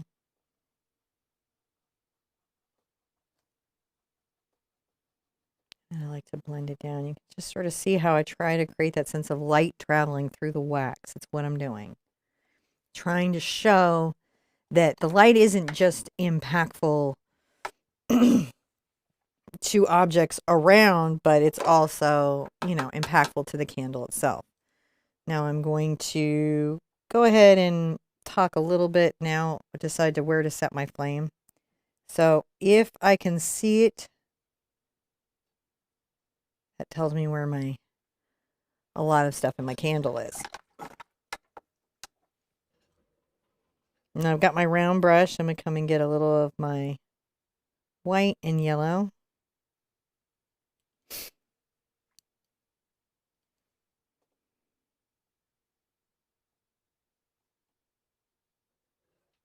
And come along this little edge here with that.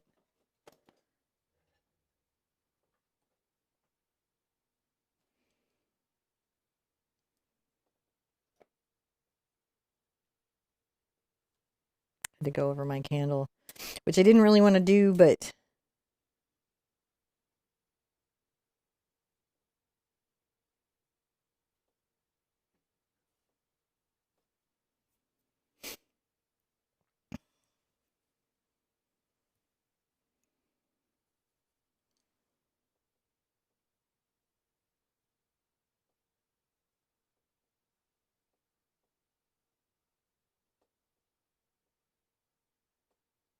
sometimes I'll just put a thing back just to make sure I can see where it is. I may want that to dry for a while, so I'm going to let that dry.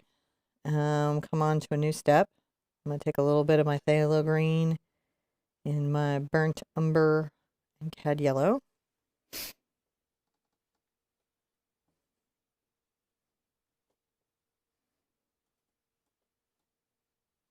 And just make sure that I've got some nice plant work in here. And so what you see me doing is making little marks that will be reminiscent of maybe leaves or something being down in the glass, right? So that's what I'm starting to put in.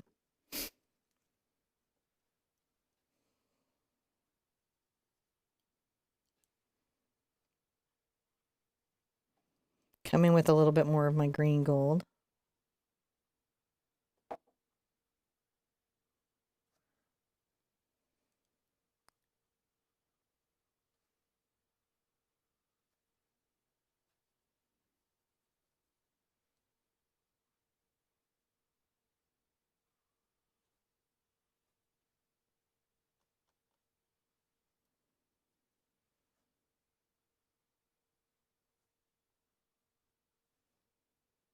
I think it's a good idea to vary up your green. Give yourself lots of little different kinds of greens.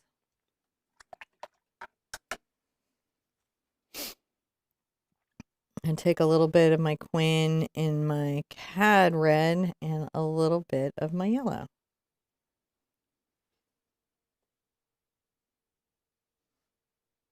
Add a little of this to the center of the flowers. And this sets how the flower is facing. If it's looking at us or looking away, a lot of that we know by where we see the center.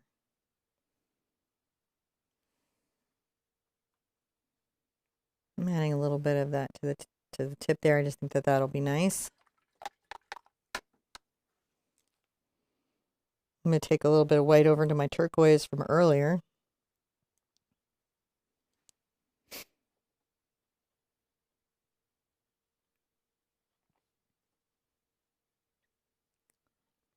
Kind of take this very light turquoise. I'm going to start to add a little dimension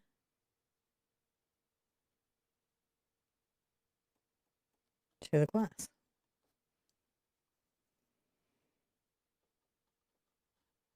And paint around the leaves and into some dark colors, and what you'll find is that also creates that feeling. Add a little bit of the dark phthalo there.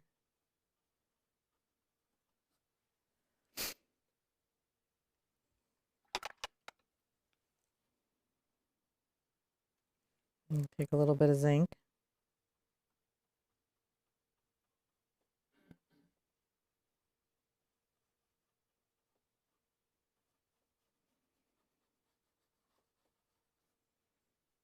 Just a little bit over that glass. Isn't that fun?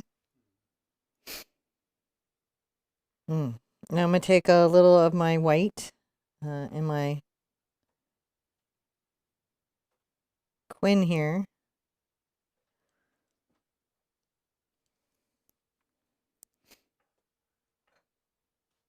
And I'm going to add some forward facing petals to that flower, I think.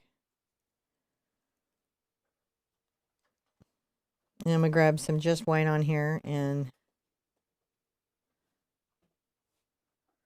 maybe overpaint these, try to create some fun little dimensionality.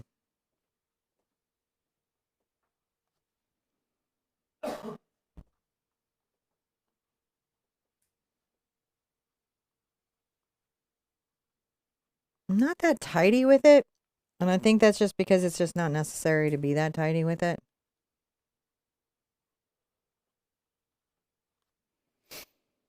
Now I'm going to get into my magenta.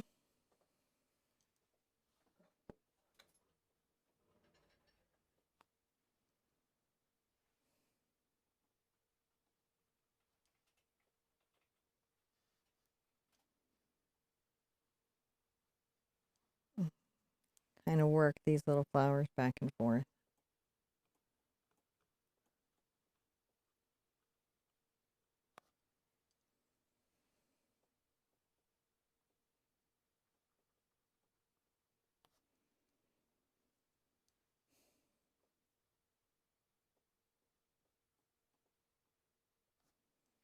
Just like to paint them where they're not just one color. I like to have lots of different colors.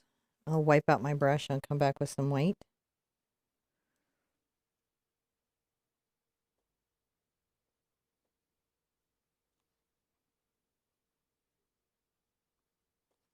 And sometimes it just takes me a minute to find them. And that's okay.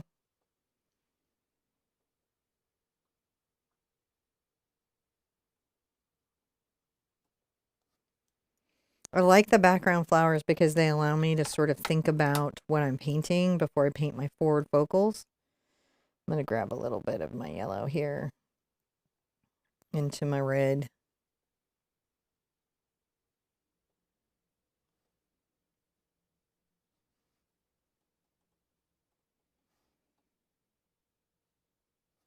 Just adding a little bit of color to that. Now, I'm going to come in with my, I think my magenta and my Dox Purple.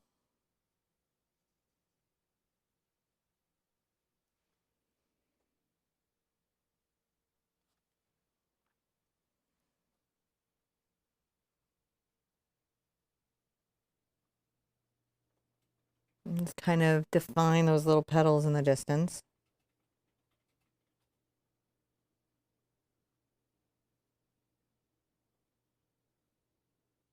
Sometimes I like to do that with a darker line, even than the light line. You guys have seen me do light lining, but you can do this stuff with a darker line too.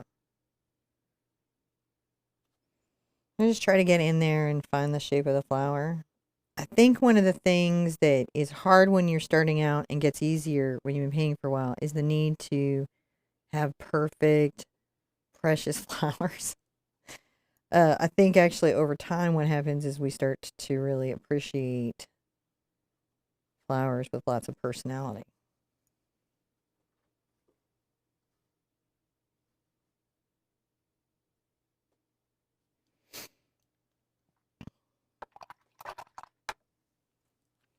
I'll take a little bit of my yellow, and I don't mind that it's got some green in it.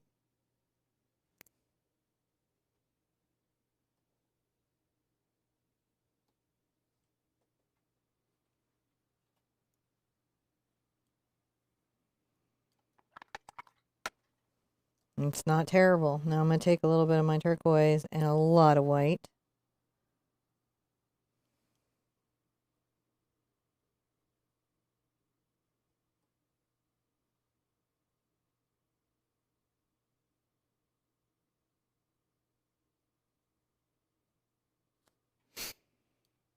And then I'm going to put my shadow back with my turquoise, which is my Phthalo Blue and Phthalo Green.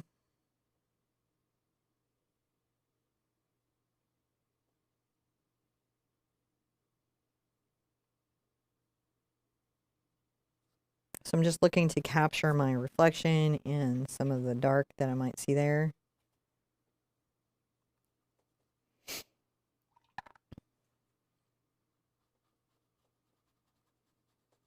Adding a little bit of that coming across. And then, you know, it's okay to put some purple. Go through and find little moments of colors that you might be seeing.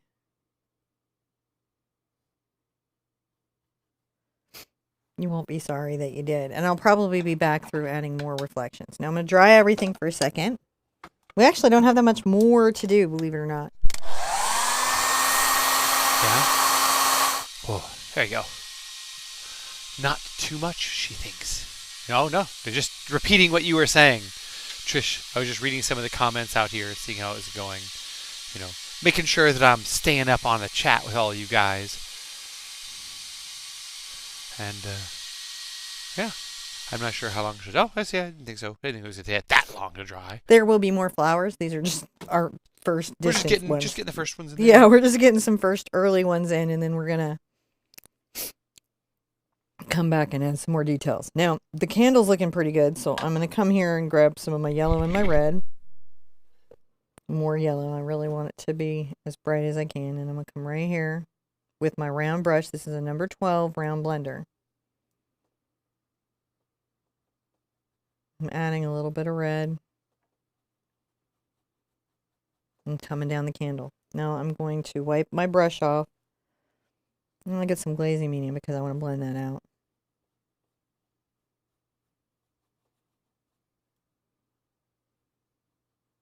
Grab some magenta.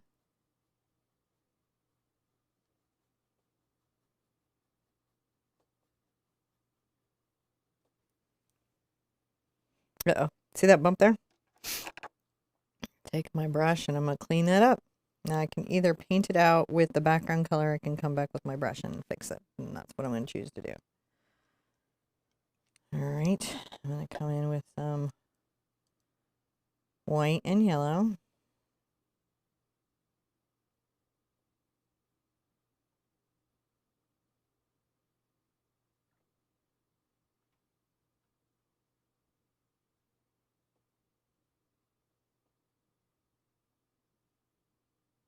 And start to highlight the top of the candle.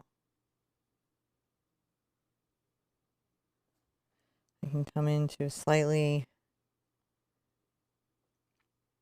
darker but still bright color for that lip, and that will help create a differential in that space.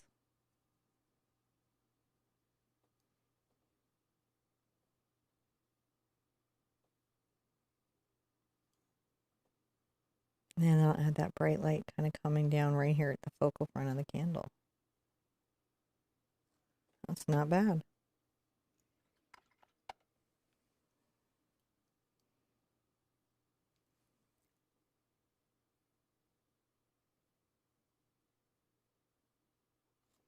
Now I'm adding that little wick in there.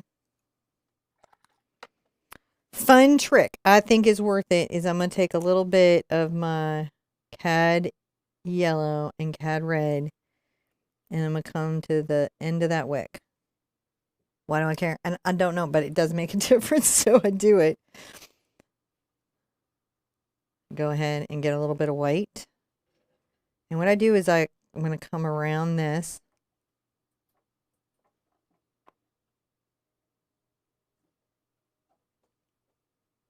I'm just kind of going first with the white, right?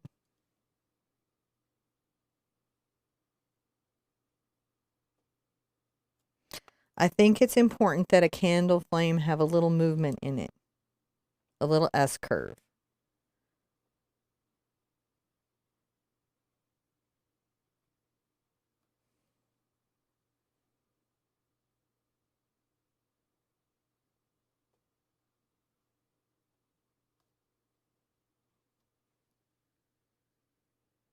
Well, doesn't that just tickle, tickle, tickle?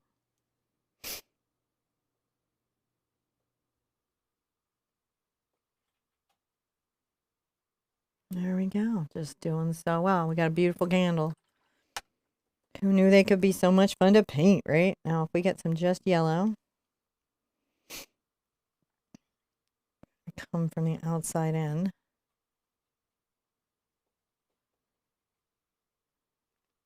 So a little thing to know about, doesn't matter what you're painting fire-wise, right? The center of the fuel source, the hottest part of it will be closest to white, and then it gets yellow, and then it goes red the further away it is from the heat source. So that's one of the things that when we're painting a really good flame, I'm adding a little bit of orange to that far side, but not a lot. It's a little bit. That's going to make it feel like a flame. All right. Perfect candle done. Let's get back to it. New step. I want more flowers in my thing, so I'm going to get, I'm trying to decide if I want to do it with a round again. Let's go round again. Let's stay the same.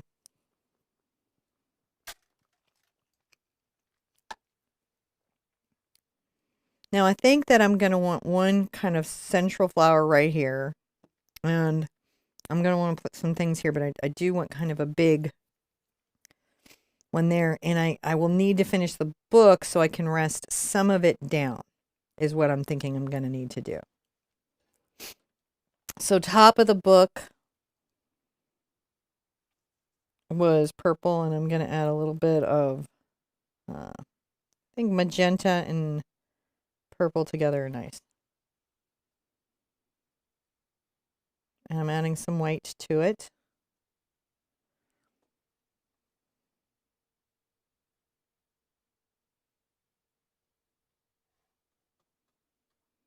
I'm just going to use my little brush just to make sure that I've got nice edge, you know.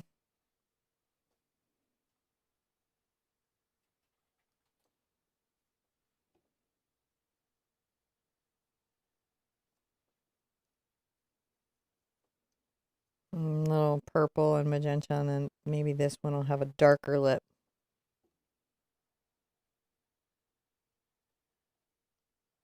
From the inside of that book, right?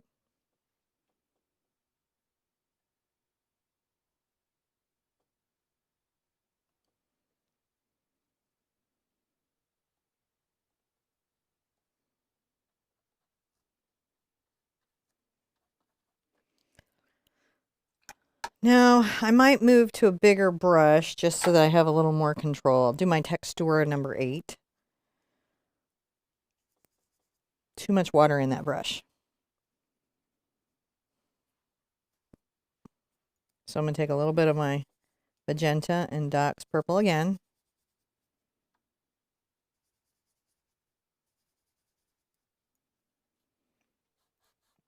And I'm going to paint it with a little bit of white. but this will be darker than the top.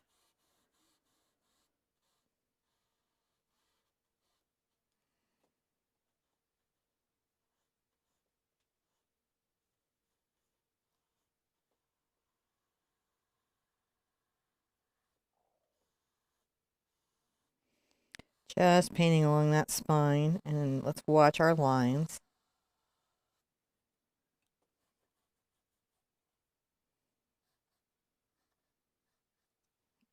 Now, I do think it was a little tight for there, but I can just come back with my brush here, so my small brush, and clean it up.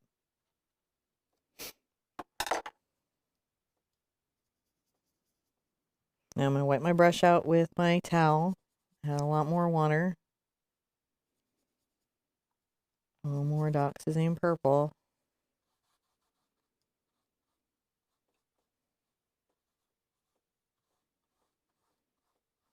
And paint the top.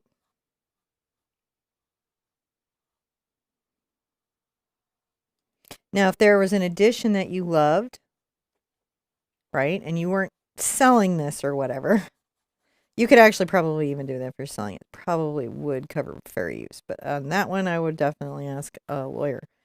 But you may be able to do the cover of your favorite edition of the book if you want it.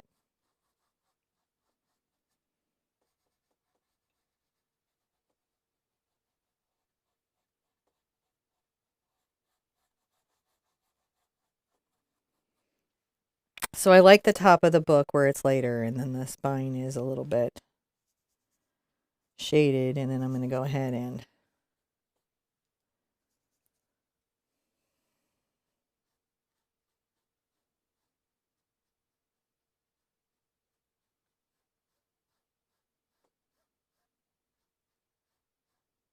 I'll patina in a second. Just want to capture that. Now, rinse that out for a second and put it aside. And then I'm going to come in with my sharp brush. Just make sure that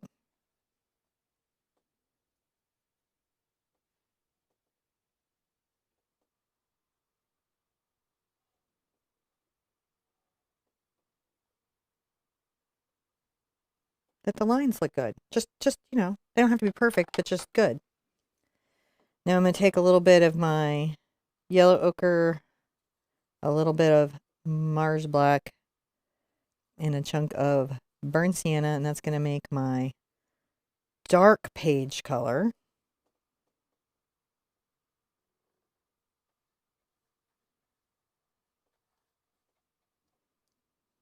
Right, just kind of a dark putty.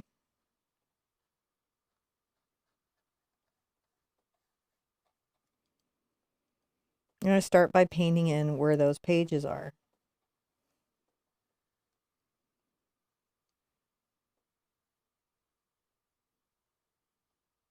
Anything I painted out badly, I can always put back in. I don't gotta be stressed about it. Is the bow painted over the edge? Yes, it is. The bow's over the edge. And we'll even make some little guys. In a second. I gotta get my dark book color again. Now on this one, I'm gonna want to just hit it here because I might as well, right? Like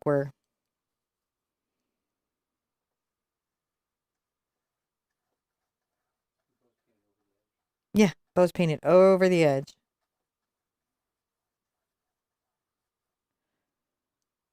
Now I'm gonna take a little bit of my yellow ochre and cad yellow.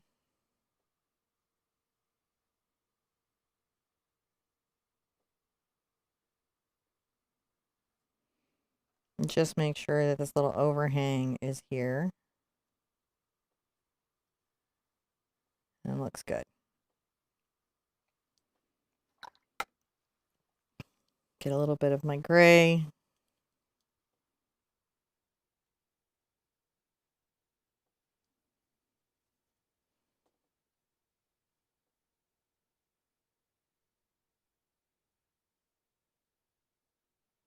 Sometimes I have to fix a line, and that's what I'm doing. Where the table edge is and where the book edge is. That makes sense. So just making sure, again, readable. Sometimes these things just, they don't matter outside of the fact that they just need to be readable. You know what I mean? Okay, I'm going to take a little bit of my black and brown in my glazing liquid.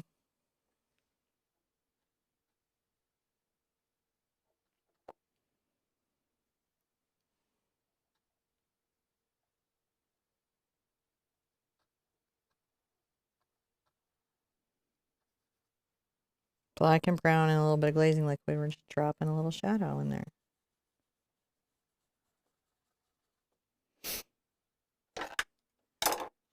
I'll take my 8 and kind of clean up. And one of the things that I can do next is I'm going to take my burnt sienna, my cad yellow, and my yellow ochre. Paint in this front spine.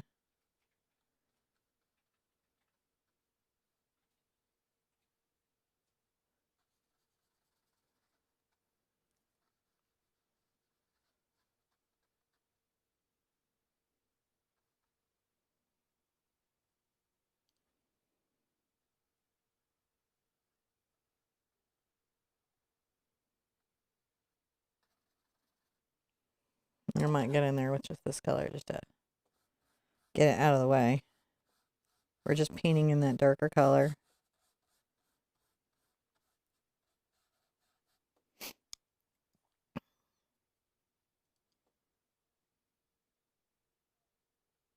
Just making sure the book cover's got that nice richness to it. And I can use a round brush wherever I'm worried about my edges. So you'll see me sometimes have 2 brushes on hand.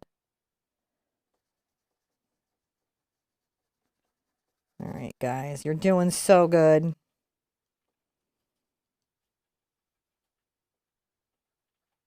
I'm just making sure my pages are...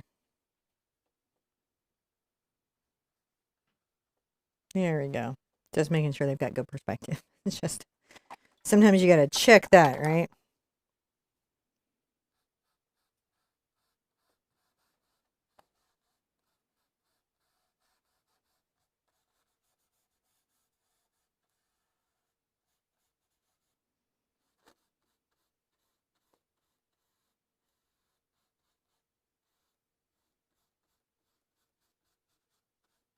Just cleaning up how the books look. And get a little orange going. Maybe a little brown.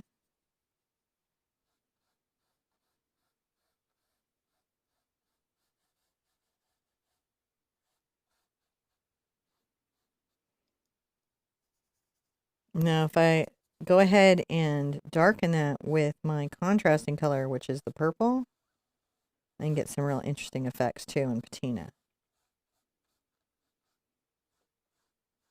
Patina is a type of way of describing finishes of things. All right, into our pages.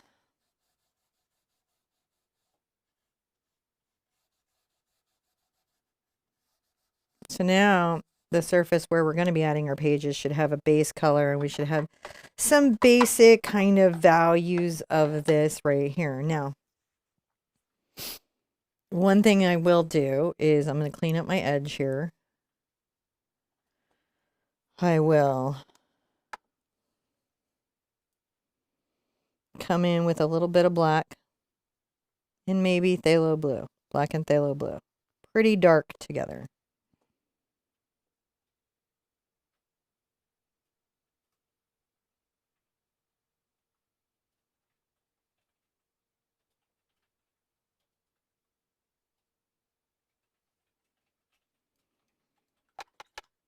I'm just going to very, very carefully take my brush, which I have wiped off with a towel and squeezed all the extra water out, and then I'm going to nudge some of my shadow with my brush.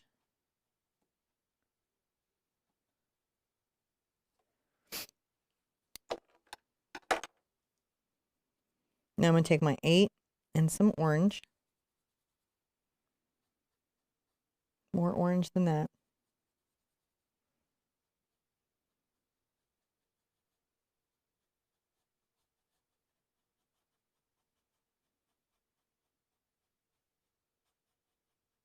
I'm going to just add some light to the book.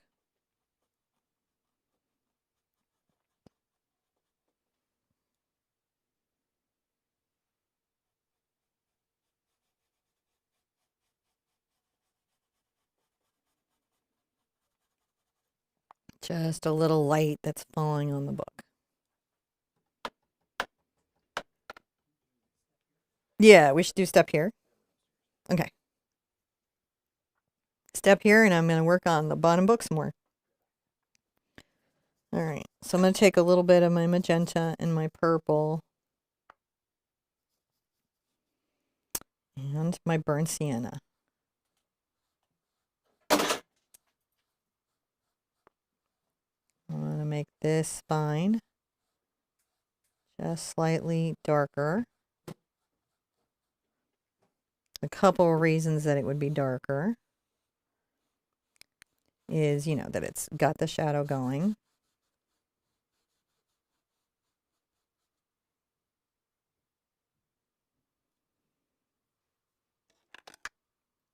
Take a little bit of this.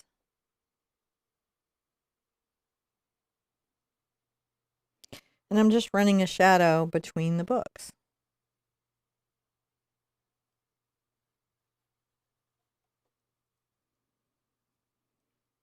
I'm also going to put a little bit of a drop shadow under the lip of the book, coming down at kind of an angle, down the back of that spine. Oh, this is your black and brown, and we're going to come along this a little bit as well.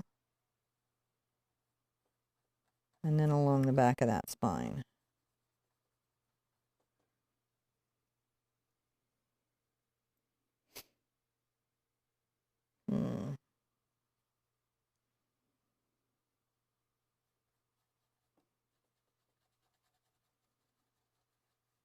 I'm going to just kind of bring that out at the corner a little bit more. I'm just finding, like, you know, again, sometimes when you're discovering the painting, I'm just using my finger to smudge. And honestly, this does some nice patinaing as well. Just some nice aging purple there. Just aging it.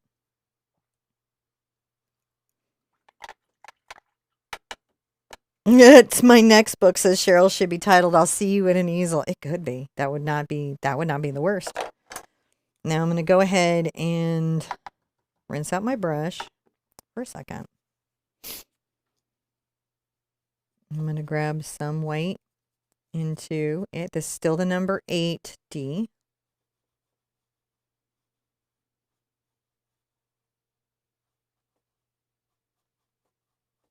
And I'm going to come up over this and kind of blend back some highlighting and patina here as well. Shade up that book.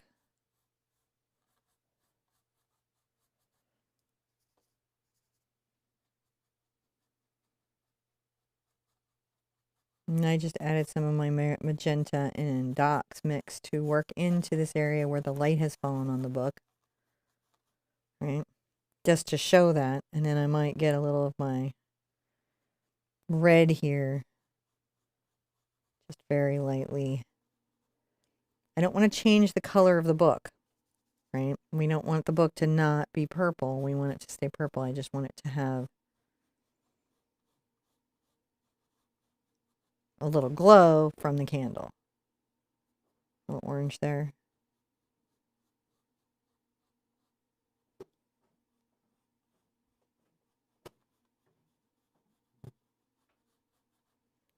Just finding those little moments. Take a little bit of my yellow, and I've got my red here. My brush is a little dirty.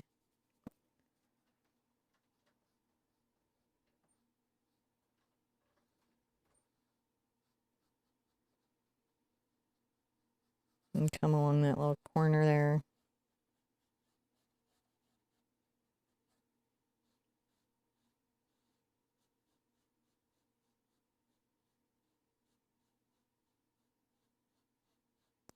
My brush pressure is super light, and I'm just skipping over the canvas to get the effect.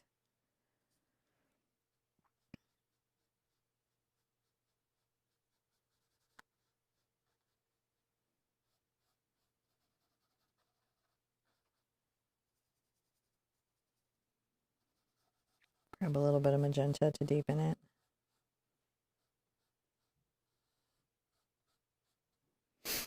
And then sometimes what I'll like to do is I'll take a little bit of my color on my brush.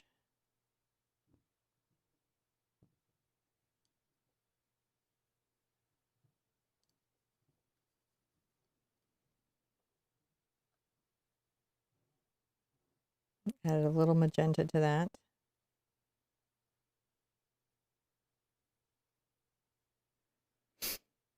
I like that quite a lot. Now, here we go. We're going to do it dark first. So I'm going to take my magenta and my Dioxazine Purple together again. Darkest version that I have, and I'm going to come up on the book and make a curved line of that dark value. And come here at the bottom again. Curved line, and it can come up, it can raise up a little bit. We want it to raise up a little bit because it will be, do a second one here.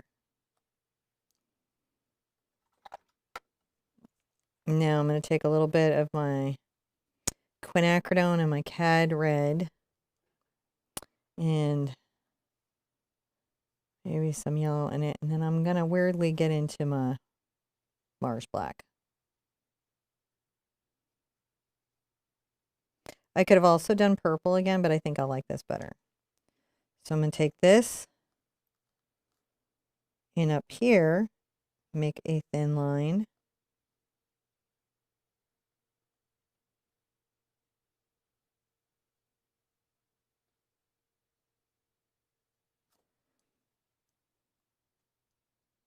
Come down here and we'll do 3 again.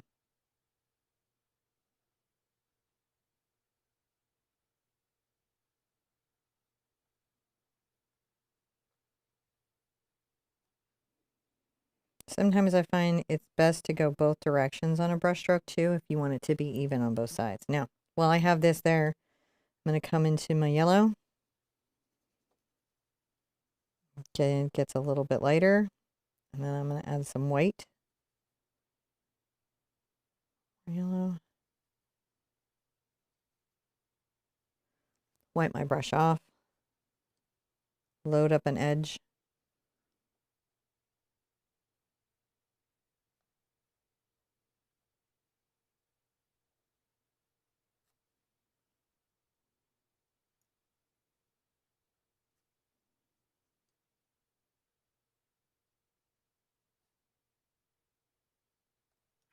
So these are the little raises that we see on the book sometimes.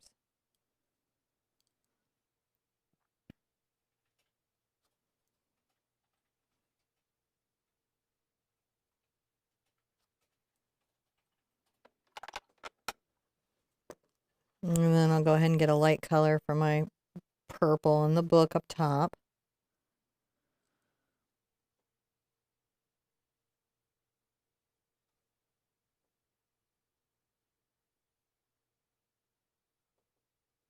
Just put a little highlight there. It just shows a little bit of dimensionality on that. Now, in the center, I'm also going to come in here and make a slightly lighter color, but not much from my background. I'm going to very loosely paint in a little bit of a kind of rectangled area.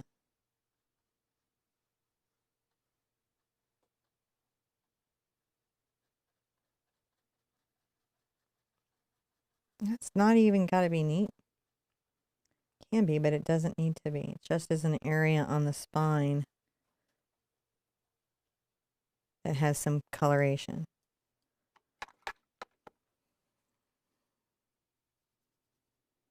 Adding a little white here. Just getting into all my little brown colors like you do.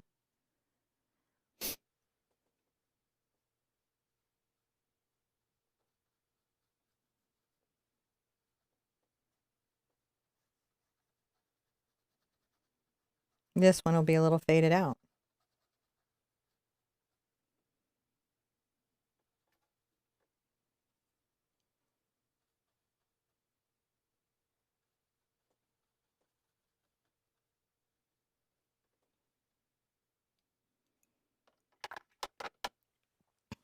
I'm going to take a little bit of my my cad yellow and my yellow ochre.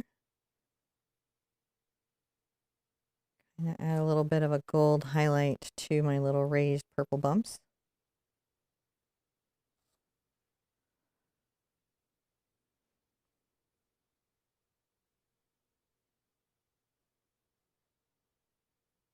No, I don't think I want to gold leaf the edges.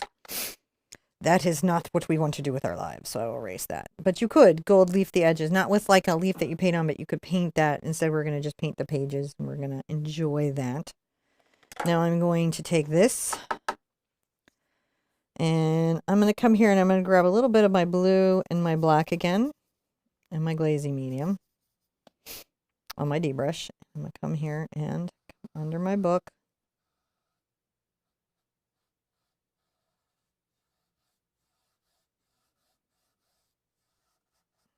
And just begin to blend back a shadow on our table.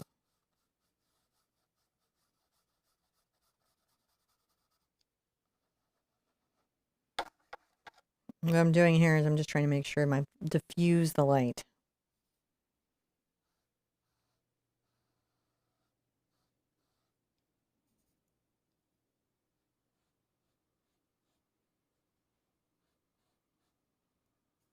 Just getting the darker values.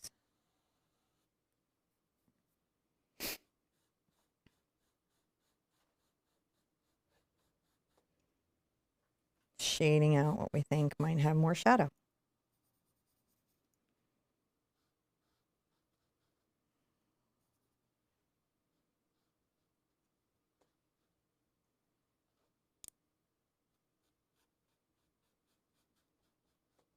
I may come here and kind of put this all just generally more in shadow. See how I patinaed that back? A little bit of ultramarine blue and a little bit of Mars black and glazing medium can kind of do anything.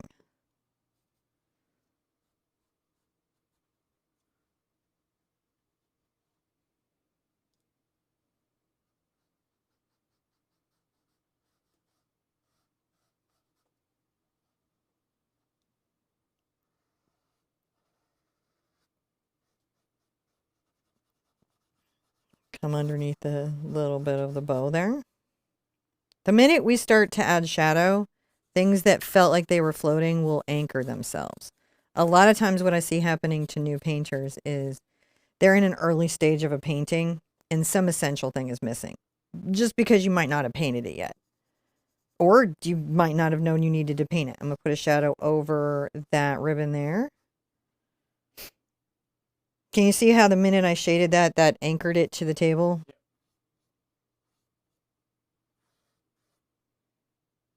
And now it's just really, really falling over the table. And then I can even kind of come here and maybe say some of that bow is a little more in shadow.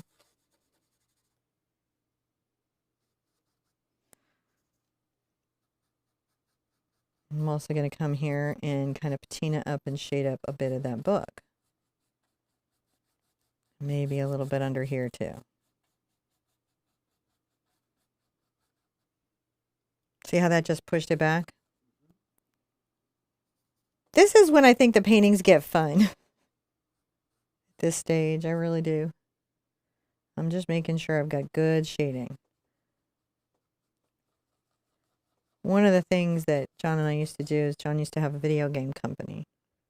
And I helped him sometimes in that company. A little bit. And mostly deal with the artists. Mm-hmm.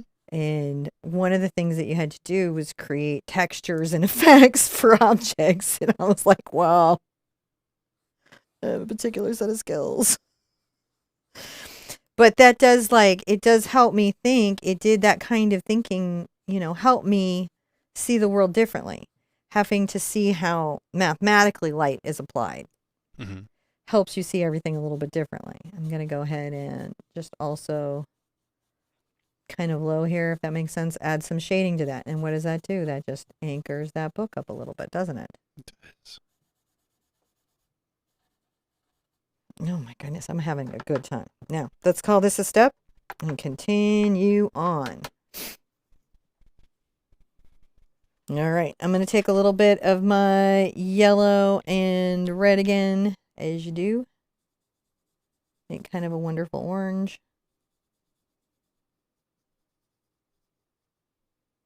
I'm going to come here and also apply a little candlelight.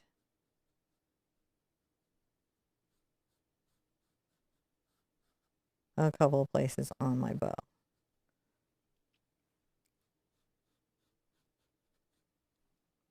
Now something I can do is I can glaze with this if I feel like the paint's coming out too much.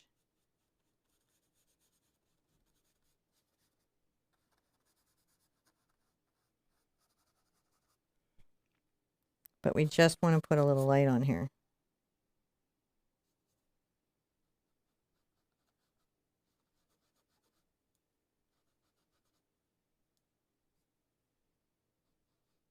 Too much.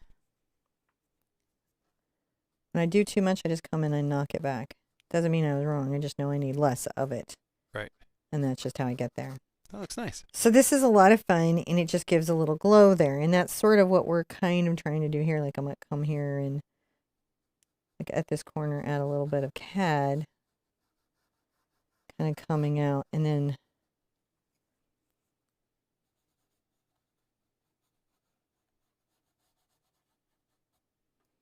coming into my page color, I'm going to get a little bit of white, making a highlight. I'm still just using my D brush, but what I'm going to do is I'm going to make sure that the color's thoroughly mixed.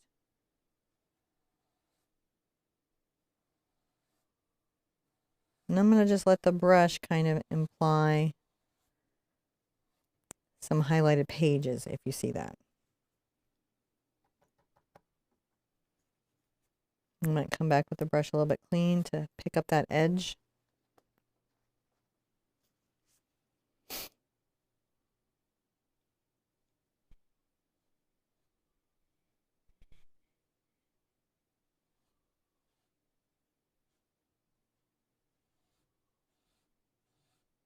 Now, generally with this technique, I come back and I push those pages back, but that helps me get some of that weathered book effect that we can be trying to look for. And whenever I need to fix a smudge, I just fix a smudge. We don't panic, though. No, we don't.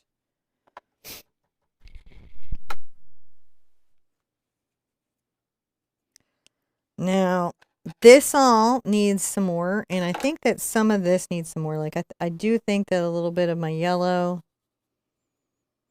and maybe zinc and glazing medium. Just barely any.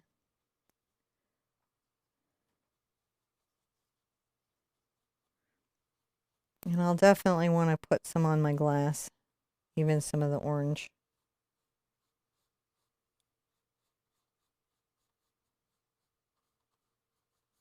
Come on the inside too. So see how we added some light to the glass?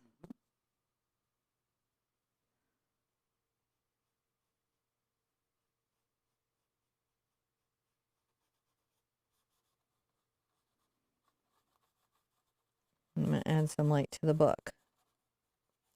Add that light to that book.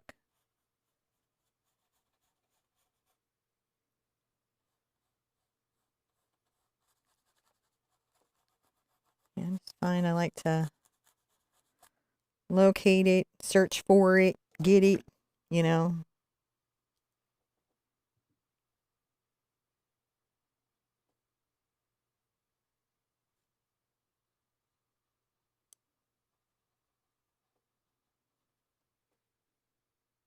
Yep, I'm loving that.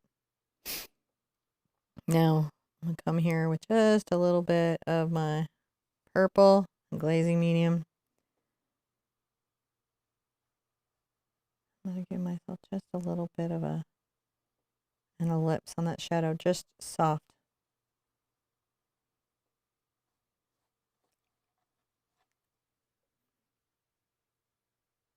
It's kind of perfect. And add a little bit of my orange here and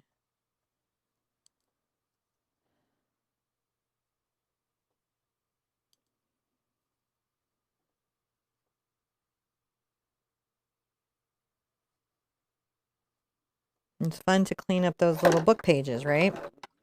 Now I'm going to get my brush cleaned out. I'm going to load up just a fine amount of black. And what you're going to see me do is sort of clean up some of the readability on the inside lip, right? Along that little edge, there would be a nice deep dark shadow.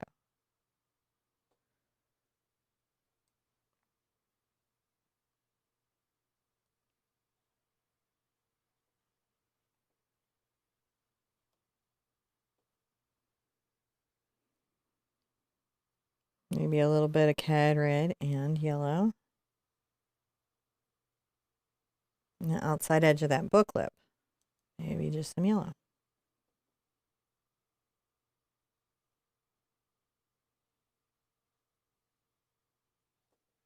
Just making sure we got a nice little book going there.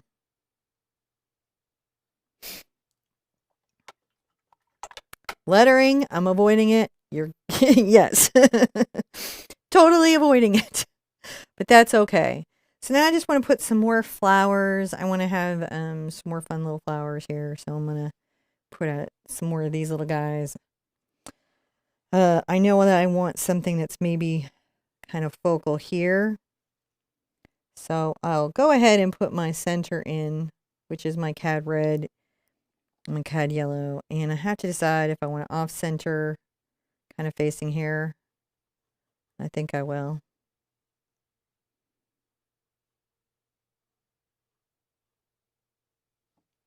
Put that one right there. And grab a little bit of my white with some purple in it. And I'm going to go ahead and kind of pull in a little petal here.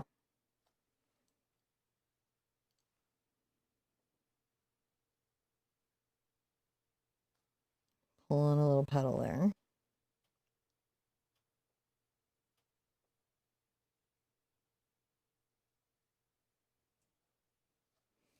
And I'll probably want it to go right into the center, so yes, please.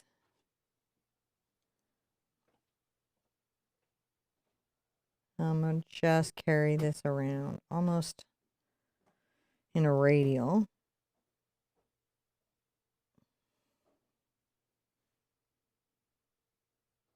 What is y'all's favorite quote from the book? You can do anything from Alice Walker, but specifically from The Color Purple.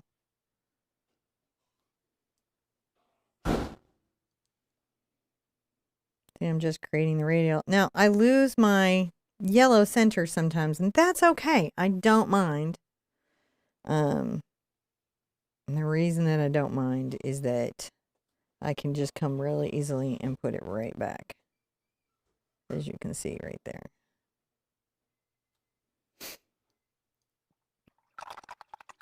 So once that's in, I'm going to come in and grab my magenta. It's okay if it picks up a little purple. I'm going to come from the outside of the petals.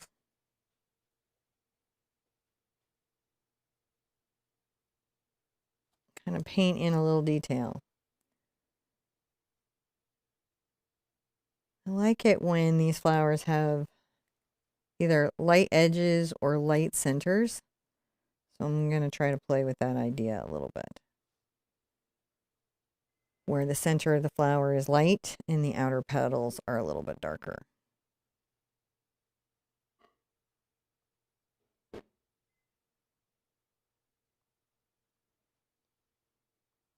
And I don't mind that it changes as it goes around the petals. And that's just because flowers have variance like that. So I find variance is worthwhile. I'm going to rinse out my brush. I'm going to come back into some white. And maybe the white can have some yellow in it. That could be interesting.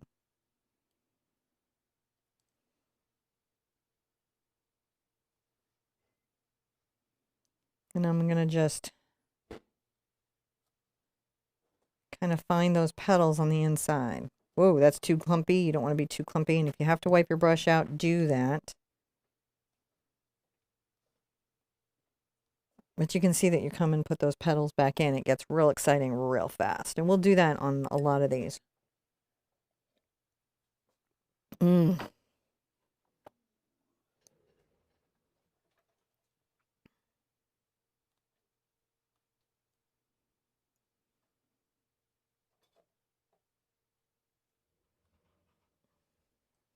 Rinse out again.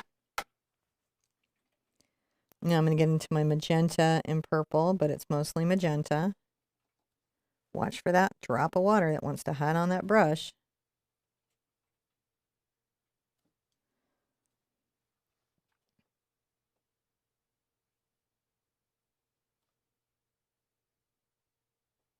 Just painting that out, making sure that's okay.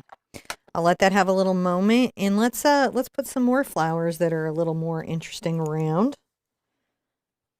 All right, let's put another little flower. Maybe somebody can be sort of here.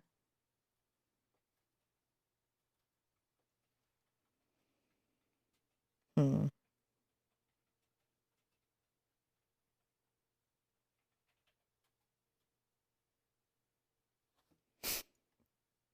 So I'm gonna put my center there.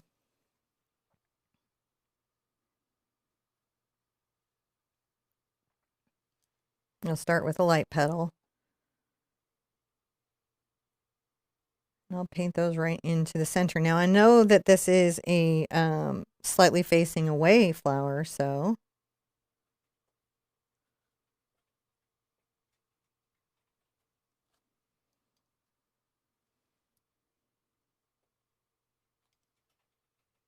when I come forward, I might be a little bit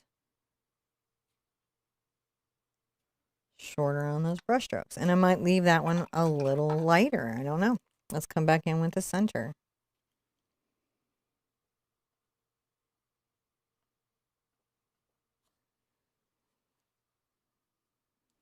And I can even come out on these with the magenta this time.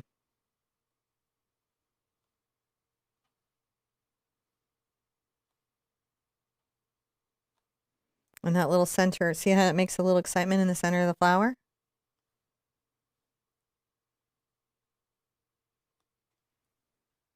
Nothing wrong with having a little excitement in the center of the flower.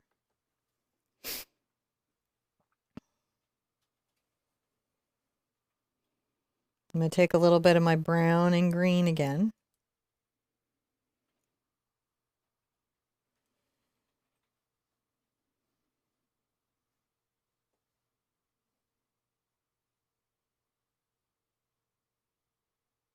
I'm trying to decide what kind of petals I want to do. Because I don't really actually like the style of petal that these flowers have.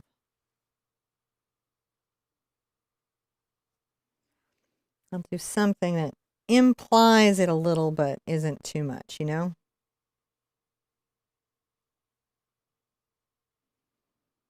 Just adding a little leaves, something for interest.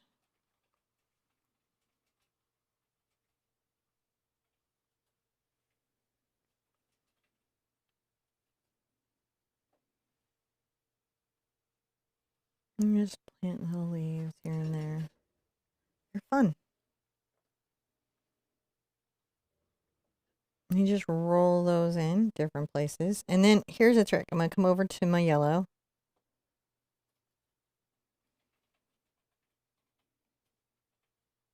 And some of these I will add some highlights to parts of them, not all of them. But just enough so that there's a little bit of personality and tonality.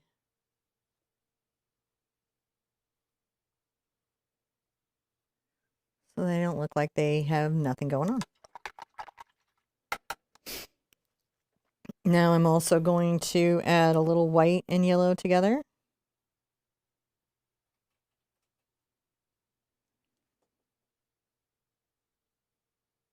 And add that to the center of the flowers.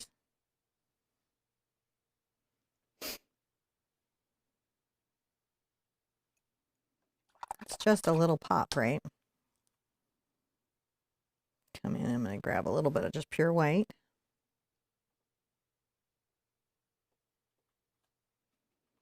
Come back on my white and pink flower.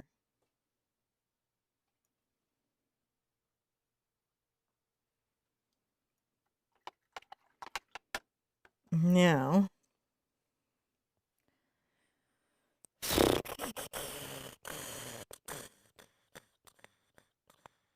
I will want to add text to my book, at least this book, and have to decide how I want to fill this space because it feels a little quiet here for me.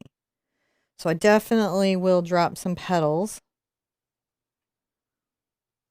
I'm going to take a little bit of my pink and white paint, loosely mixed.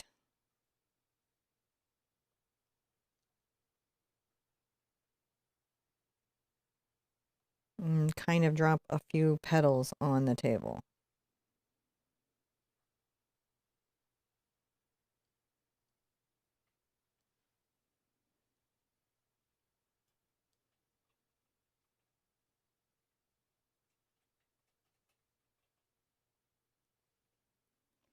Another thing that can be nice is if we create sort of a little story, maybe where the petals have fallen and lead off the canvas. And then if I feel inspired, I don't know where my phone is, but just might grab myself a picture of an ant. Will be fun to have some ants.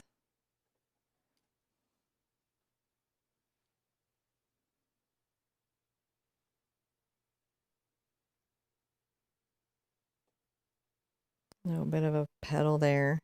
Now up on top of the book, I might go lighter, and the reason is because I think that will show better. So I'm going to grab some white with some pink in it.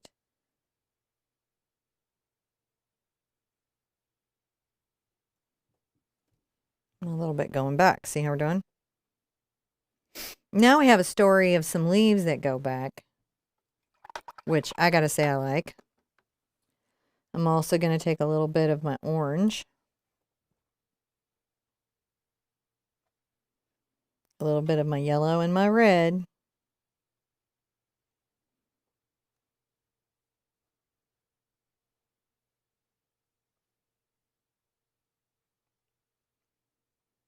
and add a little bit of the candle glow. See how we're doing? To the flowers and petals they might impact.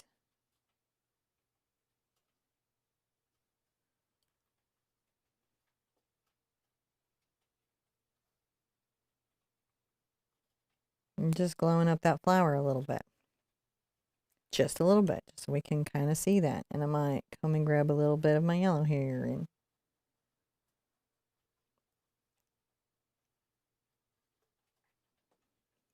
maybe switch to a round blender.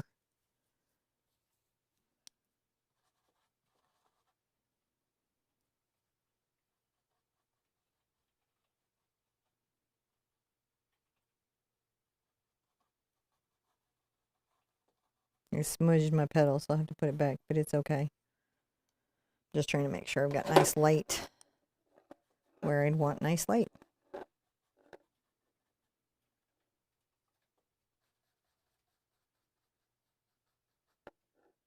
Oh no! Did you see where I messed up my painting, babe? Yeah, I did. So I rest my hands on my artwork. It's a thing I have to do, and it can cause problems, which it just did here. Now, because I caught it right away, not that big of a problem. I'd have to paint it out if I hadn't. But because I did, all I have to do is put back a couple petals, and I can do that and wipe up a wrist, which I can do. Which I can totally, totally do.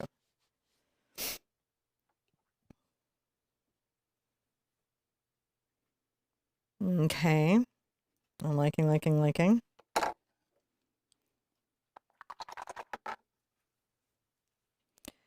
Now I'm going to take a little of my purple,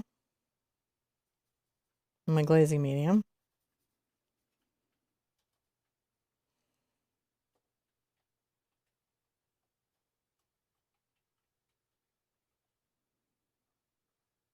And I'm adding a little shadow to the petals that have fallen.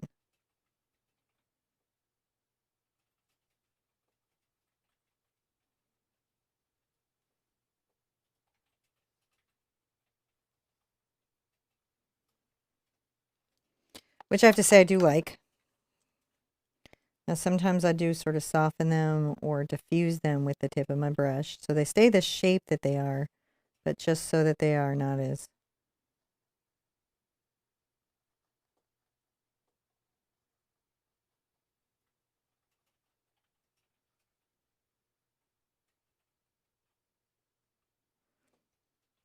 so see how now they have little shadows that give them dimensionality.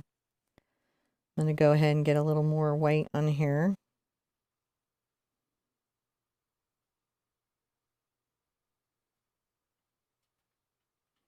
I'm going to just make sure that these look good.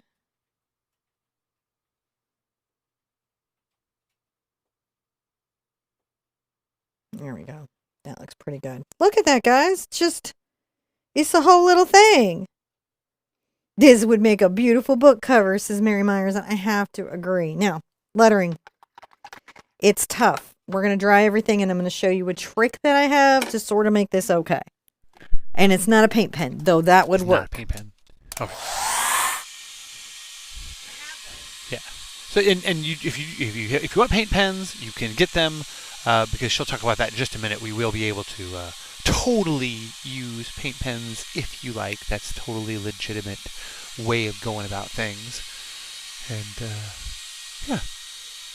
So it will be back in just a moment to go on to the next little bits and details about all that. They've got thoroughly dry. So when you put your hands down, you don't squish anything. Just got thoroughly dry. All right, now ready for your next step? Yes, I'm fixing a boo-boo I just made. That's okay. They happen. Boo-boos happen. All right. So I'm going to take a chalk pencil. This is a Credit Color white chalk pencil. And I'm going to, hopefully without making a spelling mistake, write the word The Color Purple on here with my chalk. That way, at least I'm not trying to work it out in paint. Does that make sense? Now, some people use measurements or a ruler. I use the capital letter trick. Or I use traditional lettering, which is not what you traditionally do in art, where you come in and you create a font and then you overlay that font onto your thing. There's a lot of fun stuff in that world. Now, crafting has the best tips for lettering. All right. But that says The Color Purple now. And I'm going to do that, I think, with my tiniest detail brush I can find. And in a light color. So I'm going to grab my number 1 Princeton Select Oval. I'm going to go ahead and get a lot of white onto this and load it to the tip.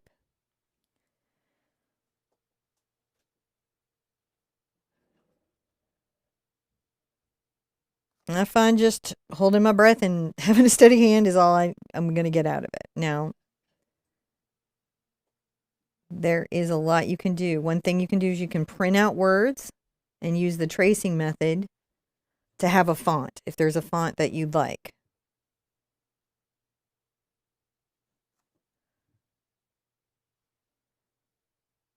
Fonts matter, so be thoughtful with your fonts.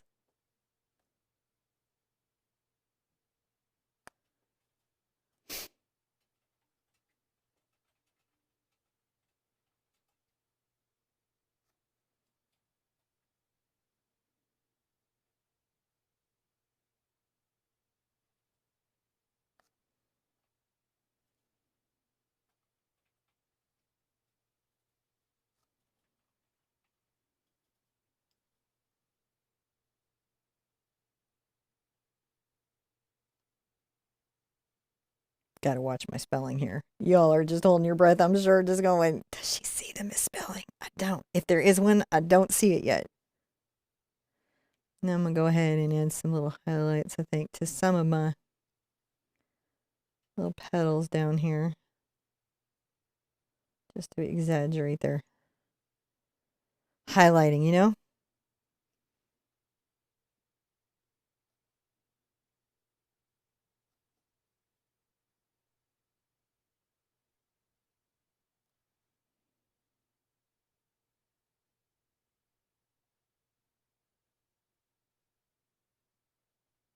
So we got the little thing going over. All right.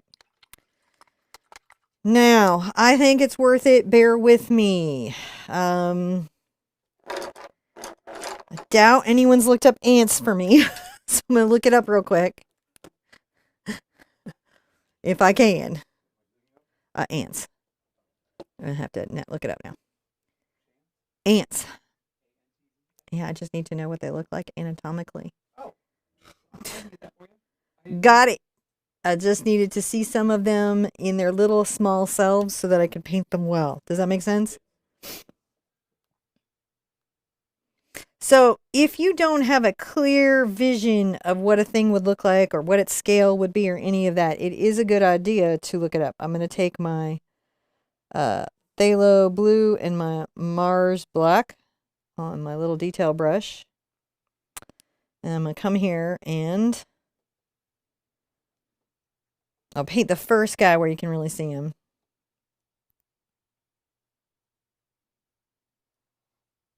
Bit of a little pointy bit of a head. And a little slightly longer body. And then a little thoraxy bit. No bigger than the petal. You don't have to add ants to your still life. But believe it or not, this is a time-honored tradition. I do suggest that you count legs. There are 6.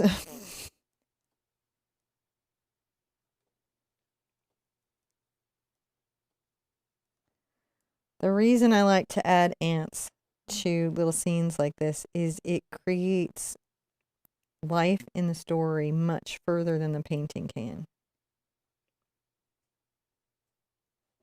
You can see I just put those little legs a bunch of different ways. I think ants on the light and coming down would be really fascinating.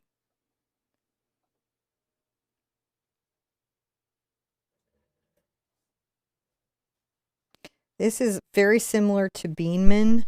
If you've ever done the Beanman exercise with me. Do you know what he is? A fire ant. He is a fire ant! Now, we know he's not a fire ant because he's not evil. Not all fire ants are evil. Nope, they are. Yeah, no, it's a true story. I'm not over it yet. I'm still traumatized.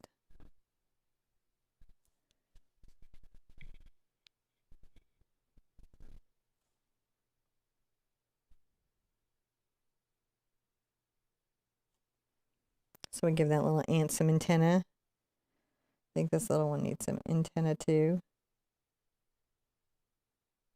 Okay. And we need a little guy kind of maybe coming here.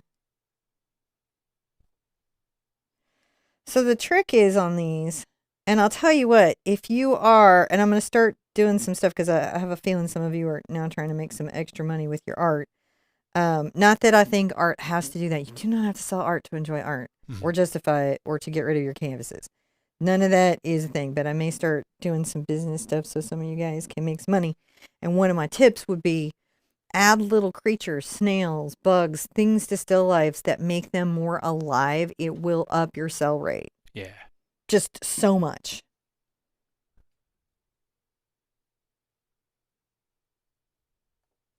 And yes, you're going to get some people who will tell you that they don't enjoy bugs, and that's okay. Huh. But many, many people actually consider them to be, you know, what helps the still life feel alive. And with the bug shortage that we have going on in the world, you know, sometimes people will see things like bugs in a painting and it will make them feel happy because it's like nature being healthy. Yeah. And we like images.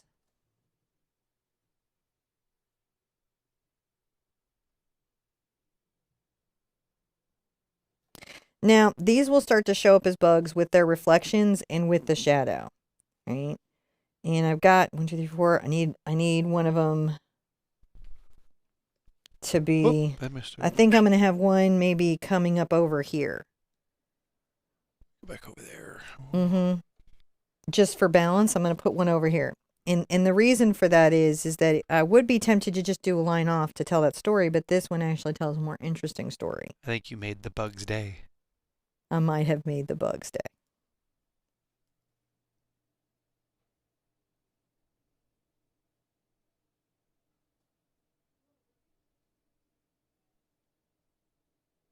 All right. Once I have those in like that, I'm going to come back through with a little bit of my white.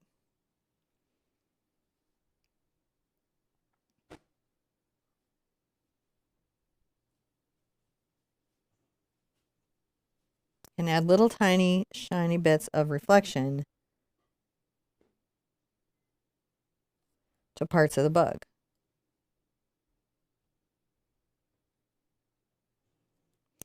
Especially on leg bits. Tiny little dots cannot be overestimated in bug painting. So you can see that my highlights, they are minor.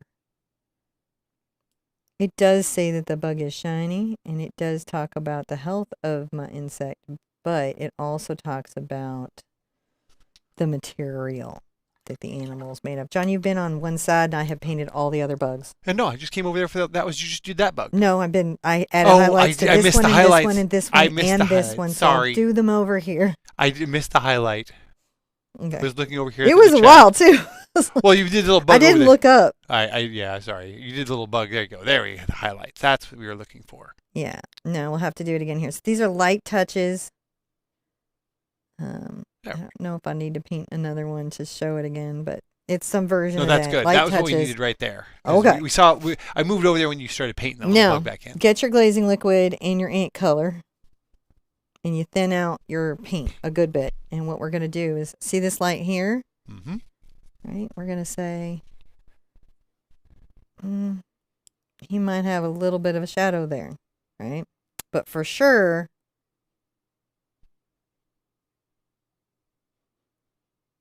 I'm going to want to paint a shadow under him.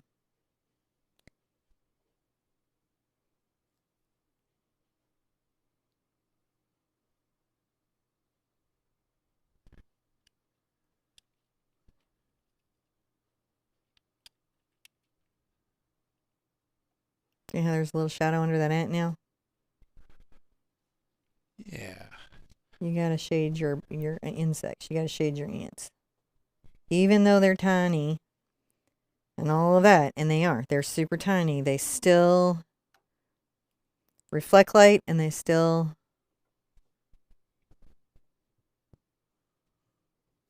I may have to improve that one little ant's readability. Now, the other thing, if you have grandchildren or small children in your life, add bugs to your paintings. Add little surprises that don't make any sense. Secret messages, signs. My mom used to do that, and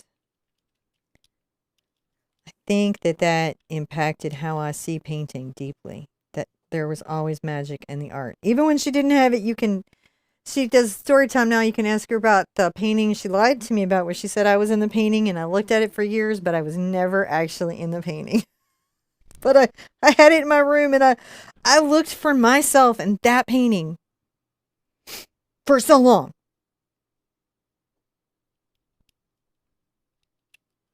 All right. So as long as we are happy and our ants read as what they are, I think we could. I'm going to add maybe some little peaked shadows. All right. And I think that one little petal could be not as bright right there. Do you see what I'm saying? Yeah. No, pushed it back. See how I got pushed back? When you hear artists talk about pushing something back, this is what they mean. I want that petal to look a little bit like it's disappearing into the book and coming out. And so that by adding that shadow, I've done that. Now I'm going to come here, load up.